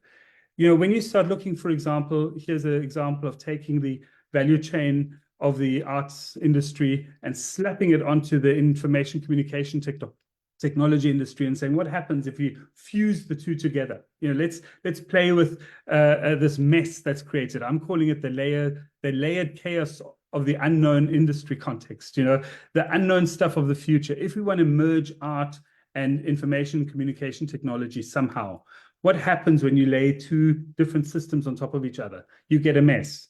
But from that mess, you can start distilling clear filling of gaps where, for example, the relationship between art and technology can create something completely new. And here I reference one, which was a project that was done called the Sutherland Reflections Project with Bronwyn Lace many years ago, actually also supported by the NAC at the time. It was actually became a flagship project for the NAC many years ago, where we looked at how does art and science and activism work together to change people's lives. While science is spending billions on investing into the pursuit of the unknown, what about the stories on the base of this observatory, the little kind of morsels of information that are being lost by cultures and traditions that are being overlooked, not only because of the legacy of the history of this country, but actually also by the future thinking of what the sciences and the pursuit of something forgets. And so what happens in the shadows of the telescopes, what happens in the conversations that we're not having. And so this project was focused on that. But why I'm emphasizing it here, it was not about defining it as an art project or a science project or an activist project. It started to fuse these things together. And so what happens is the space of fusing and using these technologies to our advantage as artists means we go into an environment, we apply that which we know what to do. We know how to feel, we know how to communicate, we know how to translate, and we need to find the partners that can listen to it and then present to them. Another example here was a bit later on now in 2018 in Durban, for the IZEA, which is the International Symposium on Electronic Arts, where we invited artists and technologists to collaborate, to think about new ways of seeing how can art and technology create social change. What does it mean when the two things come together and we start provoking and imagining? And so in that provocation and imagining, it's a really important thing to not forget that our other skill as artists is the ability to collaborate.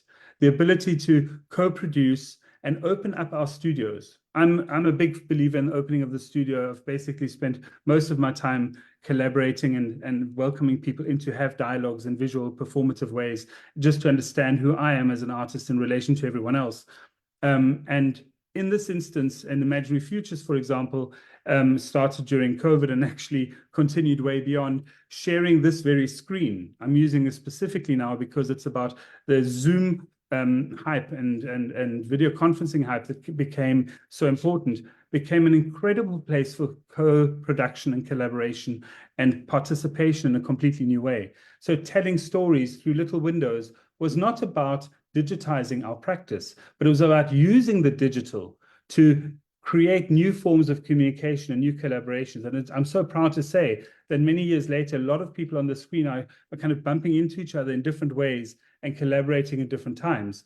And so it starts with sharing a little light on a little screen, as you see here, and eventually becomes about telling a story that comes off the screen and into the real physical world. And I want to emphasize that, again, digitizing and commercializing yourself on the virtual space can never, ever replace what it means to be within a performative environment or within a tangible making environment or in an audience breathing the energy of the room. And I think that translation is such an important one that we must maintain.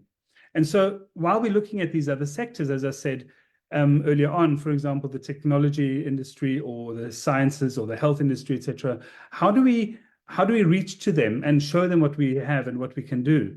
Obviously, the one way is keep on posting what you do, keep on showing all your good products, take good pictures, not necessarily selfies, self-organize to get that out there. There are many ways of doing that, but actually it is about knocking on the neighbor's door, going to the person that might be the mechanic that you know on the side of the road because you had your car fixed there, as I have had a conversation with them about how they touch up the paint and realizing that that is a service that I really need as an artist, but I can't always pay for it. And next thing, there's an exchange, and we're talking about doing an exhibition on the car in the public space as a way of talking about painting. I mean, it's making some random connections right now, but it's these little conversations that seem so insignificant that when you scale them up and they become bigger and bigger, you realize that you start sharing common values. You're all dealing with the same crisis. And if we as artists can embody the conversation in a different way, we can hopefully break this mold of us artists being in the silo and just always getting money for making art and therefore begging in a begging bowl mentality to everyone else, but actually saying we can offer something that you cannot do. And in the case of, for example, the Art Science Activist Combination, is we were able to bridge that gap where the scientists were there for their scientific pursuit. We were there to try and translate what that scientific pursuit means to the communities that don't look through the telescopes, but that are looking for some kind of sense of hope in the landscape that they live in the Karoo. And so once we noticed that, and the scientists noticed that, there was an empathy and understanding for a human common value that realized a really strong relationship in the two. And so what I would like to then do, and I'm just about to wrap it up, is not be inspired anymore by these AI prompts. So this is the prompt that I used for the map, a hand-drawn abstract map of an unknown territory. You know, let's not be inspired by that. Let's not be inspired by the digitized element of what we've produced. We can go to the gallery, see them, try and sell our work online, that's fine. But let's be inspired by the music that Mika Manganya here is playing while I'm drawing my map. The thing that I am responding to is equally important as the thing that I'm producing. And if we are responding to the digital, we will be only producing digital. If we respond to the real, I think that dialogue is the most important part. And similarly, there are 100 million selfies taken per day. Let's not think so much about ourselves in this exercise, but let's think about the voices that are not heard, the voices that we want to share with. And I think inviting artists into that dialogue and actually moving away from these selfie moments into something which actually expresses something to the other industries, what we're good at. And that is having a voice, taking, as Tracy so beautifully put it, the shit that comes down on us, transforming it into something that is meaningful and serving back to someone and saying, this is our agency, this is our relevance, and this is where we are placed to collaborate. And only once we've done that, And like to Lucilla here, once she's got her voice and she's expressing it, then we take it online and we present ourselves with a story and a context. And that comes back to understanding who we are in our industry and what our ecosystem is all about. So I hope that gave you some insight into some of my thoughts in response. I thank you. And we thank you, Marcus. Thank you for not only your thoughts and your response, but for the sense of hope that you gave. And more than the hope, I think you helped us navigate some very complex spaces because digitization and this new world of artificial intelligence is really intimidating for many, and navigating those spaces and finding your own place and your own sense of purpose within a changing world can be very daunting, especially from the artist who actually lives from the inside out and has to create from the inside out. So you're saying, you know, let's take off the masks, let's go back to the real and touch things. It actually reminded me as you were speaking, I was once driving, and as I was in the car, it just struck me, and I noticed that I actually don't open my windows. I drive with my windows closed, yes, and I didn't even have the aircon on. Go figure that out. So there I was driving, and then I just said to myself, why am I so closed up? Why am I closing myself up? There's a whole world out there. Open the window. Open the window. Yes, I'm going somewhere. I've got a mission. I've got a destination to get to. I'm getting there. But for goodness sake, can I get there with some fresh air? You know? And so I deliberately opened the windows and let the air come in. And maybe that's what we need to do. We just need to breathe. We just need to pause. We just need to collaborate. We just need to understand that we are enough. Your art is enough. Your writing is enough. Your dancing is enough. Your gift is enough. What you have is enough. But what we can do is to reach out to others, to collaborate with others so that they are able to amplify our voices. So it's not even about, you know, throwing the baby out with the bathwater. No, what you have is good. So what we need to do now is to collaborate to create something even bigger for the future. Thank you very much to Marcus. Thank you, Jessica. Thank you, Tracy. I'm going to open up to the floor to you at home, at work, or wherever it is that you're joining us from today. Please do put your hands up. Any questions that you have for any of our panelists. We also still have the chairman here, Her Royal Highness Princess Zelentle Dlamini. We still have the Director for Multilateral and Resourcing from DSAC, Ms. Cleon Noah, and also the Interim CEO, Ms. Julie Dipopa of the National Arts Council. We are all here for your questions, so please do put your hands up, and also perhaps make it easier as well by saying who the question is directed to, if it's directed at any specific individual. So any questions, please do put your hands up, and we will funnel those and facilitate those through. I do know that a lot of the questions were actually happening within the chat room, and those that are within the Q&A have also been answered. So let me see, there is one here, maybe let me ask. It's a Pumzi Pala who says, I think that allocating a small amount towards emergency funding programs is counterproductive. It does not support the mandate of the NIC. And this is in response to the limited financing and funding that is available, as the chairperson had spoken earlier on. And Upumzi continues to say, the NIC should strongly consider increasing, and significantly so, the allocation of funds for this category. For the acting CEO, okay, my apologies, it was Ms. Julie Dipopa, I suppose, and not the chair who was speaking there, to confidently say that the NAC has funded only 7 artists in the last financial year without seeing anything peculiar about it is very disturbing. And I'm really singling this out because some of you might be thinking the same thing. And the response that the interim CEO offered, I think, will really shed some light as to how this funding is structured and how far it actually does go. And if I may read the response from Mayor Dipopa saying, we have funded individual artists and organizations. Organizations took group ensembles and choirs overseas. The number of applications funded may look small, but the number of participants benefited is quite large. emergency funding is not the only avenue to support arts endeavors abroad. The NAC's normal project funding, the AOSF and PES are open to support practitioners who will be traveling abroad as well. So that's just one of the questions that came in there. If you have any questions that you would like to ask, please do raise your hand. I see there's just, is it Anna? Anna's question, Anna's hand is up. So if we could have Anna's mic opened up. Anna, please do go ahead and welcome. Thank you so much for joining us this morning.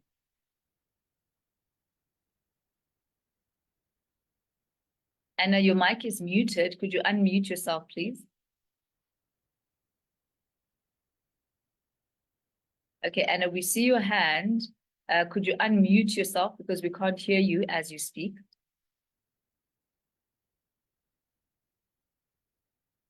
All right, doesn't seem to be working out with Anna. Anna, unfortunately, we are going to have to move on because we can't hear you. We will come back to you if we are able to. There is Jisreel as well. Jisreel, if you could kindly make sure that your mic is open. Thank you so much. Welcome. Please do go ahead. Good afternoon, ma'am. Can you hear me? Loud and clear, sir. Please go ahead. All right. Yes, I'm speaking here with you from. I'm speaking with you from Beaufort West, in the Western Cape, Central Karoo. I don't know if you know where I'm speaking from. From the Central Karoo, yes, just from the maps, Jisreel. Welcome. All right. So that's exactly what I would like us to change as soon as we have time, or we can change it. The fact that we make National Art Council visible in the Central Karoo as much as it's anywhere. So that's the first thing I would like to maybe just put on the table. And I again avail myself, my organization, other organizations I work with, to make sure that we make the NEC feel welcome when they do come, to share a bit of light on what the NEC is, what they do, because many people in the Karoo don't even know what the NEC is, you know. So that's the first thing. And then secondly, my question. Let me find out from you, Jisreel. The National Arts Council, have you worked with them before? What type of footprint and interaction have you had with the Art Council from Central Korea? I'm actually one of the very few successful applicants of the National Art Council. I think it was 2019, 18. I was successful. They funded me a project that I did. It was an online project. They gave me 100,000. So personally, they are familiar with me. Most times I do apply as my organization, but this year I didn't because I exactly don't. All right, we've lost you there, Jisreel. I'm not quite sure what happened to your mic. Can you hear me now? Yes, you're back. Please go ahead. All right, I'm saying that's exactly what we must change. It's to bring NEC here so more individuals, organizations, and artists can be aware of the NEC and what they do, and we avail ourselves, you know, to be that vehicle. And personally, I've been a successful applicant. My organization have never been successful in applying, but this year we didn't apply because we would like to establish a relationship. So when we do apply, or people from the Karoo apply, you have a better understanding with what we're dealing with, and that we can't really be applying with the rest of South Africa, because firstly, rural, and then secondly, many of us are very disadvantaged. I mean, to a point where you don't have a phone. Many of them don't have bank accounts. So because I'm very active and I put myself out there, that's how I know about the NEC. That's how I know about the opportunities, you see. So I would really, even if that's the first and only thing we do now, beyond funding and projects, it's to bring the NEC to the Central Karoo, Beaufort West to be exactly the town. And then we bus people in maybe from other towns, because Beaufort West is like the main town for other smaller rural towns, like 16, 17 other smaller towns, you see. And so I would like maybe a delegation of the NEC to come see what exactly I mean and what I'm speaking about. I am Jisreel, my apologies. I am going to ask you, I know you had a second point to make. In the interest of time, could you make that point as well, so I can hand the reins over to the interim CEO just to respond to your question? All right. So my question is, We started the annual festival in 2019. How do we go about to establish partnership with the National Art Council on this annual project? That's my question basically from our organization that have started this festival 2019. What's the process we follow if we would like to get the NEC involved in any form or any way possible? All right. Thank you very much, Jezreel, for your question. Thank you, ma'am. I'm going to thank you, sir. I'm going to ask Ms. Julie de Poffer, the interim CEO of the National Arts Council, if you could please respond to Jezreel. Two questions really. One around accessibility, especially for rural communities. Are there any special concessions that you make for those who have a lack of infrastructure, instead of focusing only on the large metros, the Gauteng, I mean, the large provinces, Gauteng, KZN, Western Cape, usually those are the ones that tend to spring up. What efforts are being made to focus on the Central Karoo and others? And then secondly, the annual festival that they started in 2019. What are the chances of partnership there? Over to you, ma'am. Thank you, Jezreel, and thank you, Program Director. Jezreel, welcome once again to our summit. I hear you're from the Karoo. Obviously, from what you have explained, it looks like quite a remote area. I do acknowledge that you did get funding before from the NAC, which was a good start for you. So what we do as the National Arts Council in terms of accessibility, we actually do run physical workshops. You have indicated that you would like the NAC to come, to your region. We can certainly try and do that. We do have the team who work in various provinces who can really look at the area and see if it can be touched with the next set of workshops. Remember that South Africa is really vast, and we may not be able to go to all places, but we can certainly try. In terms of what the NAC does with regard to accessibility and to make sure that people really do access the services of the NAC, let's start looking at the grant management system itself. It is zero rated. So once you just need enough data just to get onto the system to apply for funding. From then on, the NAC will bear the cost because it's zero rated. You don't have to spend large amounts of money on data in that respect. Let me also say that in terms of our grant funding allocation, we do not only look at the metropolitan provinces in terms of allocations. We do consider as our main strategic imperative an equitable distribution of funding in the various provinces. Of course, dependent on the number of applications that come through. All applications are scored, and each and every province is actually given a percentage of the allocation that it must receive. And of course, we'll have to make sure that every province will get about 10% roughly minimum in the allocation of funding. Where the percentage slightly is less, it depends on the number of applications that have come through. And the partners, when they do allocate the funding, particularly to those marginalized areas, they also do consider applications coming from the periphery, looking at the youth, looking at women. So really that marginalized group, it is our strategic intention to make sure that they do get access to the NAC funding. They get an allocation from the NAC. Thank you. Thank you very much, Ms. de Poffer, as well as to Jezreel there for your question. And I see Anna. Anna, I know you tried to speak earlier on, but unfortunately, I think your mic didn't play up. There is a question from Anna, or a statement. Anna says, I thank all the panelists for sharing so much information. My appeal to the NAC is to please spread their wings to reach out by sending their personnel to give them more information. I'm not sure if that's pretty much the same as what Jezreel was saying, just making sure that the personnel are also equipped with all the relevant information, and also making sure that the word is spread around to more of the far-flung areas. We also have Tieho Philemon Jale. I see your hand up, Tieho. Please do go ahead. Your mic has been activated. Welcome. Tieho, could you please unmute yourself as well? Lovely. Thank you so much. Please go ahead. All right. Thank you, Sister Me, and let me take this opportunity to thank the NEC, the chairperson, and the acting CEO, the NEC staff in general, for the excellent job that they are doing in this art sector. Sometimes I feel like if it was not the current board and the chairperson and the acting CEO, we wouldn't have NEC today.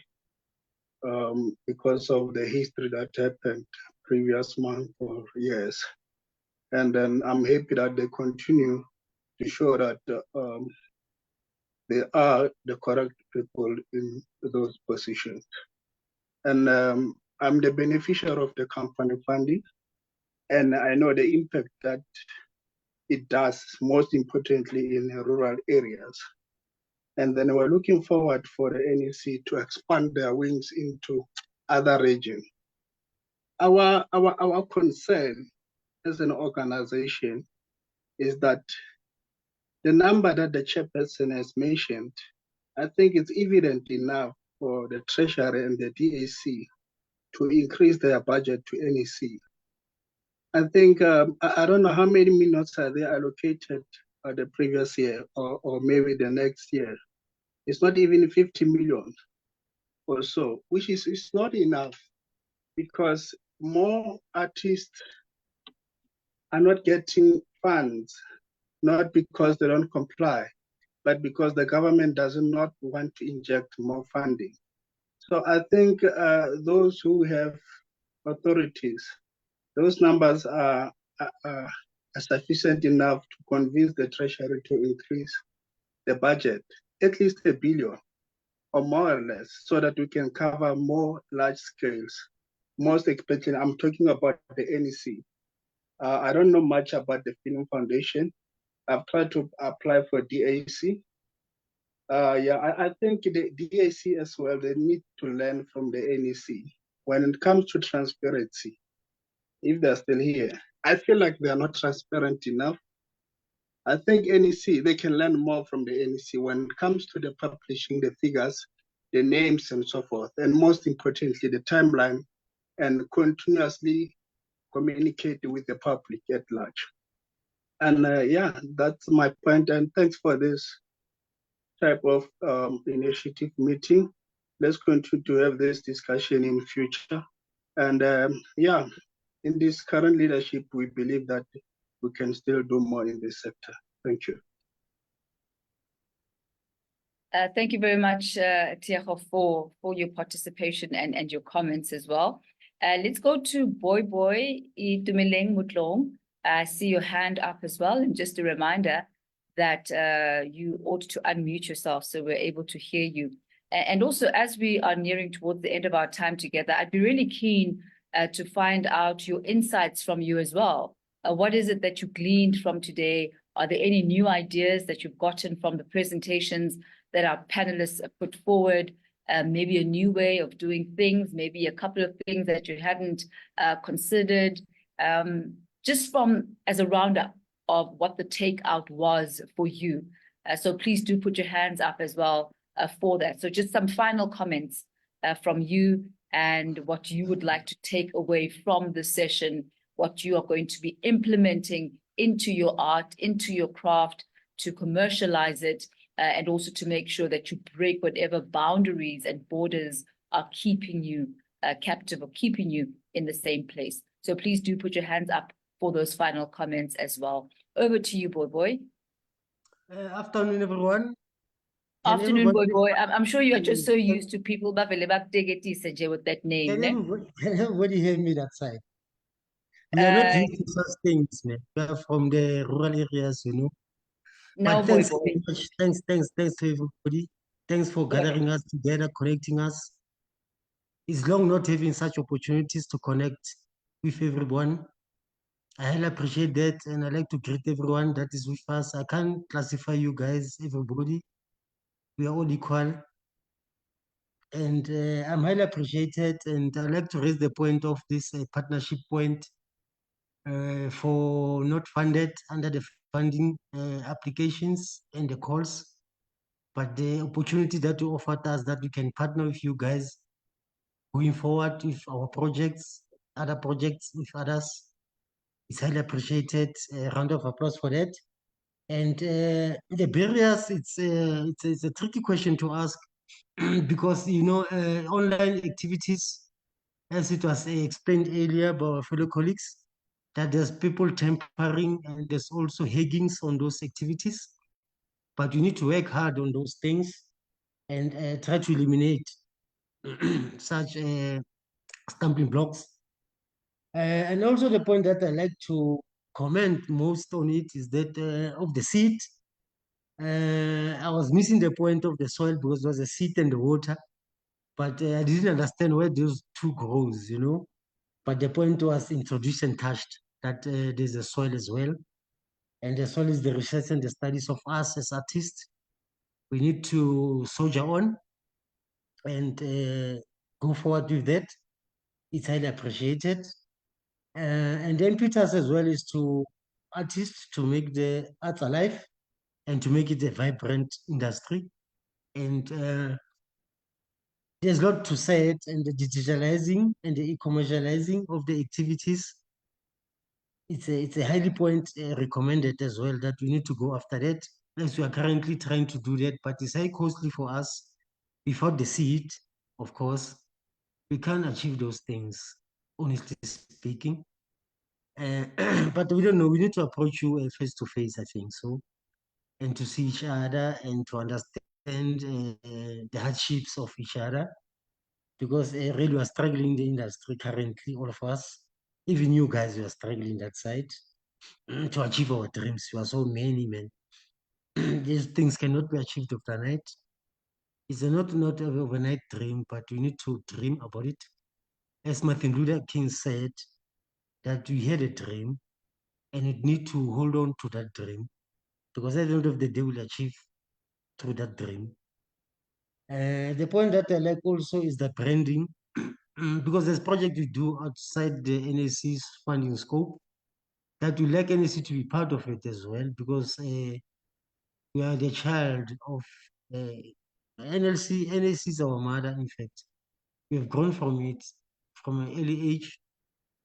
They baby us, but they abandon us. You know, we are so disappointed that how the mother can abandon us after such a long that carried us. 9 months, I think so, but people knows that. I'm a man. I'm sorry to say that. It's a lot have been said, and to summarize everything, it's a thing you need to do occasionally. You need to meet each other and understand each other's feelings, understanding, so that we can grow together and achieve our objectives and our aims. And also the part of the policies, that you need to have policies in all our structures, financial policies, management policies, project policies, so that they can guide us. And also you guys that side, you must also arrange some seminars, workshops for us, and invite us for night evenings, not to be naughty, so that you can engage with each other. And I like the part of the poor child from the street, you know, because this is all about those kids there out there. We need to take care of those kids there, that they can be our leaders for tomorrow. We can need to provide the materials that they need. They can be imaginative and they can also express their emotions. You know, they're badly hurt, those kids out there. They suffered so much and they cannot express it. But through us, they can express their feelings and they can be healed. I don't want to say much. You know, I'm a shy person. I'm sorry to say that. But thanks for the opportunity you offered me, and may God bless you all.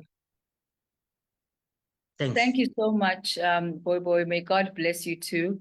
You say you're a shy person, but the way that you spoke was very eloquent. There was no shyness about that. And thank you for, you know, touching on the little boy in the street, because ultimately, you know, that's what artists are there to do. They're there to heal and to give hope and to give platforms for expression. I'm going to ask our interim CEO, Ms. Julie Dipopa, to please come in. I think there are a couple of areas, Ms. Dipopa, that you probably would like to respond to Diego, to Boy, and to Anna as well. Please go ahead, ma'am. Okay. Thank you so much for the opportunity once more. Actually, apologies, I neglected to answer one of Jess's last questions to say, how do we partner with the NAC? So essentially, we just need to be in talks with us, and we can really get to understand, the nature, the look and feel of your festival, to see if it's got, those sort of elements that we're looking for, an international flair, for instance, to see if we can take the discussion further with regard to that. I also wish to acknowledge Anale, I know the names, quite well, because they've dealt with the NAC before. We have certainly taken them through baby steps with the funding that we have given them. The NAC really, it's a caring institution. Would really like to help everyone. And that is why we really made our processes so open and so transparent and really accountable. With each and every application that comes in and is adjudicated, there is some sort of feedback that one can be able to access, which actually sits, within the system, which is a repository of all the information that we receive. We do really want, the point I want to make is that when I say we're a caring institution, we really want to spread our wings further. We really want to touch more people. And we are trying that in the smallest possible way that we can, through some of the few, help desk partnerships that we have held with the various provinces. Our idea is to spread our wings even much, much further. Ideally, we should be having a help desk in each and every region. It is, however, not always so possible in the short term, but it is our long-term view in the short term that we can have those walk-in centers throughout the country. It's something that we are actively trying to engage with provinces, and with a little bit of money that we can put aside, we can certainly do that. And thank you for having confidence with us. We have seen you, getting funding in small amounts from the NAC, and you have grown further. I wish also to acknowledge Abu Tiako, because we started you with small project funding, and it was quite good. When the panel assesses the application and they see there is potential, particularly if you graduate from normal project funding to a 3-year, cycle funding, so that you can make an input to the sector, make a difference, create, employment opportunities for the artists that you work in, make a positive statement and impact to the communities that you are already touching. That's what we really would like to do. If the funding pot was much, much bigger, we will actually increase the pot to all those that really deserve funding and have, submitted really engaging and positive proposals, so that they can be, supported. Boy, thank you so much for having confidence in us.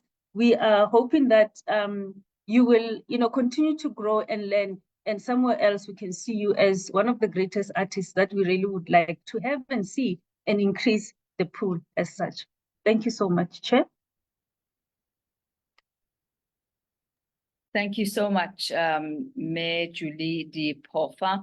I'd like to just read a message that's come through on the group, and the message comes from Unkulego Vilagazi, who says, we will continue engaging the National Arts Council, National Arts Council on the international work that we do, both us touring and hosting international groups here at home for International Cultural Exchange Program.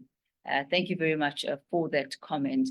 I think at this point, we are going to hand over to you for participating. Thank you for all of your comments, as well as the questions that you've had for our various panelists today.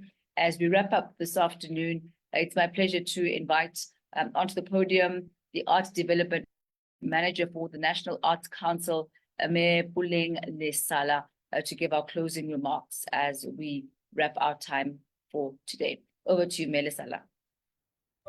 Thank you very much, Ms. Tammy. I'm just seeing now that I'm getting a notification that my network is unstable. Can I switch off my...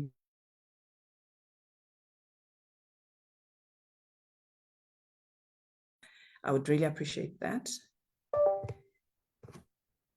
As I start my gratitude or my closing remarks, I would like to thank everyone who attended the summit. And my expression is actually extended to our panelists for really stimulating our interest and opening our minds for new learnings, and to actually expand our interest in the space that we don't always feel comfortable to be in. And which is something like your AI, your fourth industrial revolution. Those are always been something that is very intimidating, but I'm very excited to have solution that have been presented by our speakers, and also their strive in terms of really how they made it through, irrespective of the challenges that they've experienced. I would like also to extend my sincere gratitude to you, the facilitator, Tammy, Ms. Tammy Ngubeni, for a great work, really great work for facilitating.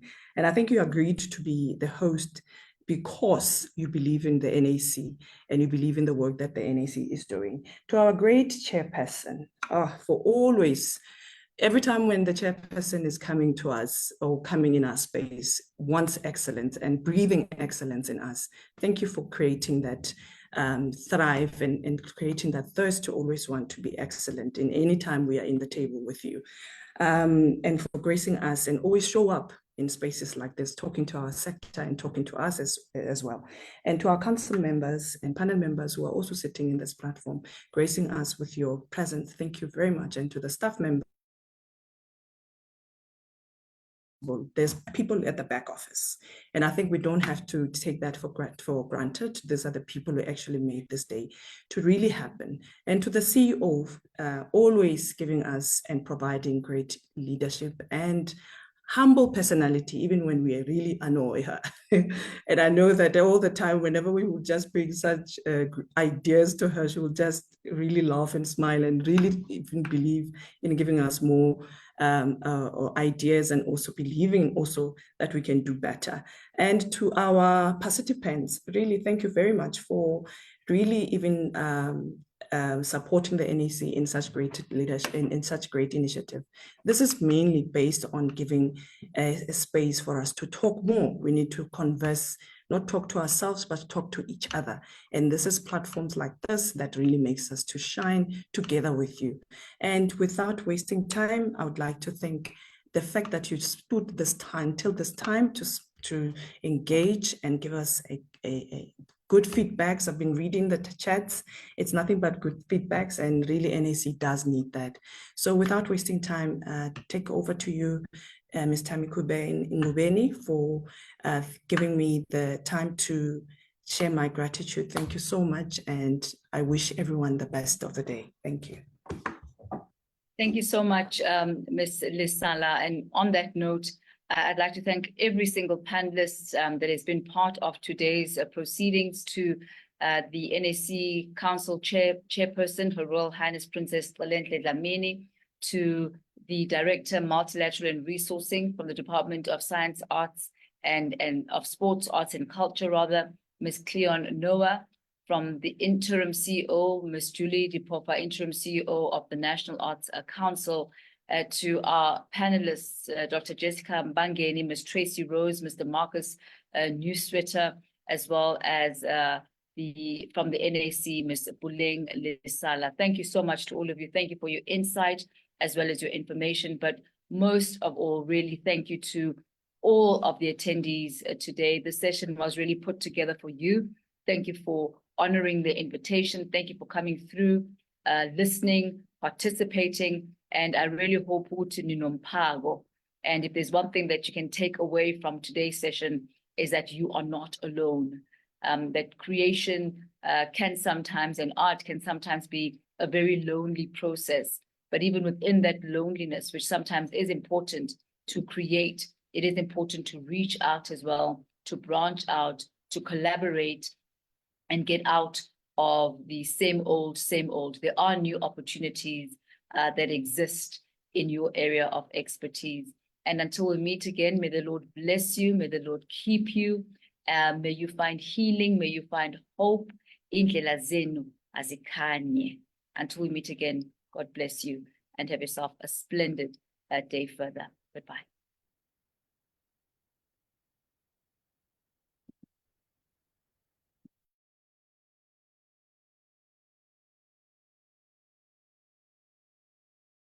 Thank you, everybody. Goodbye.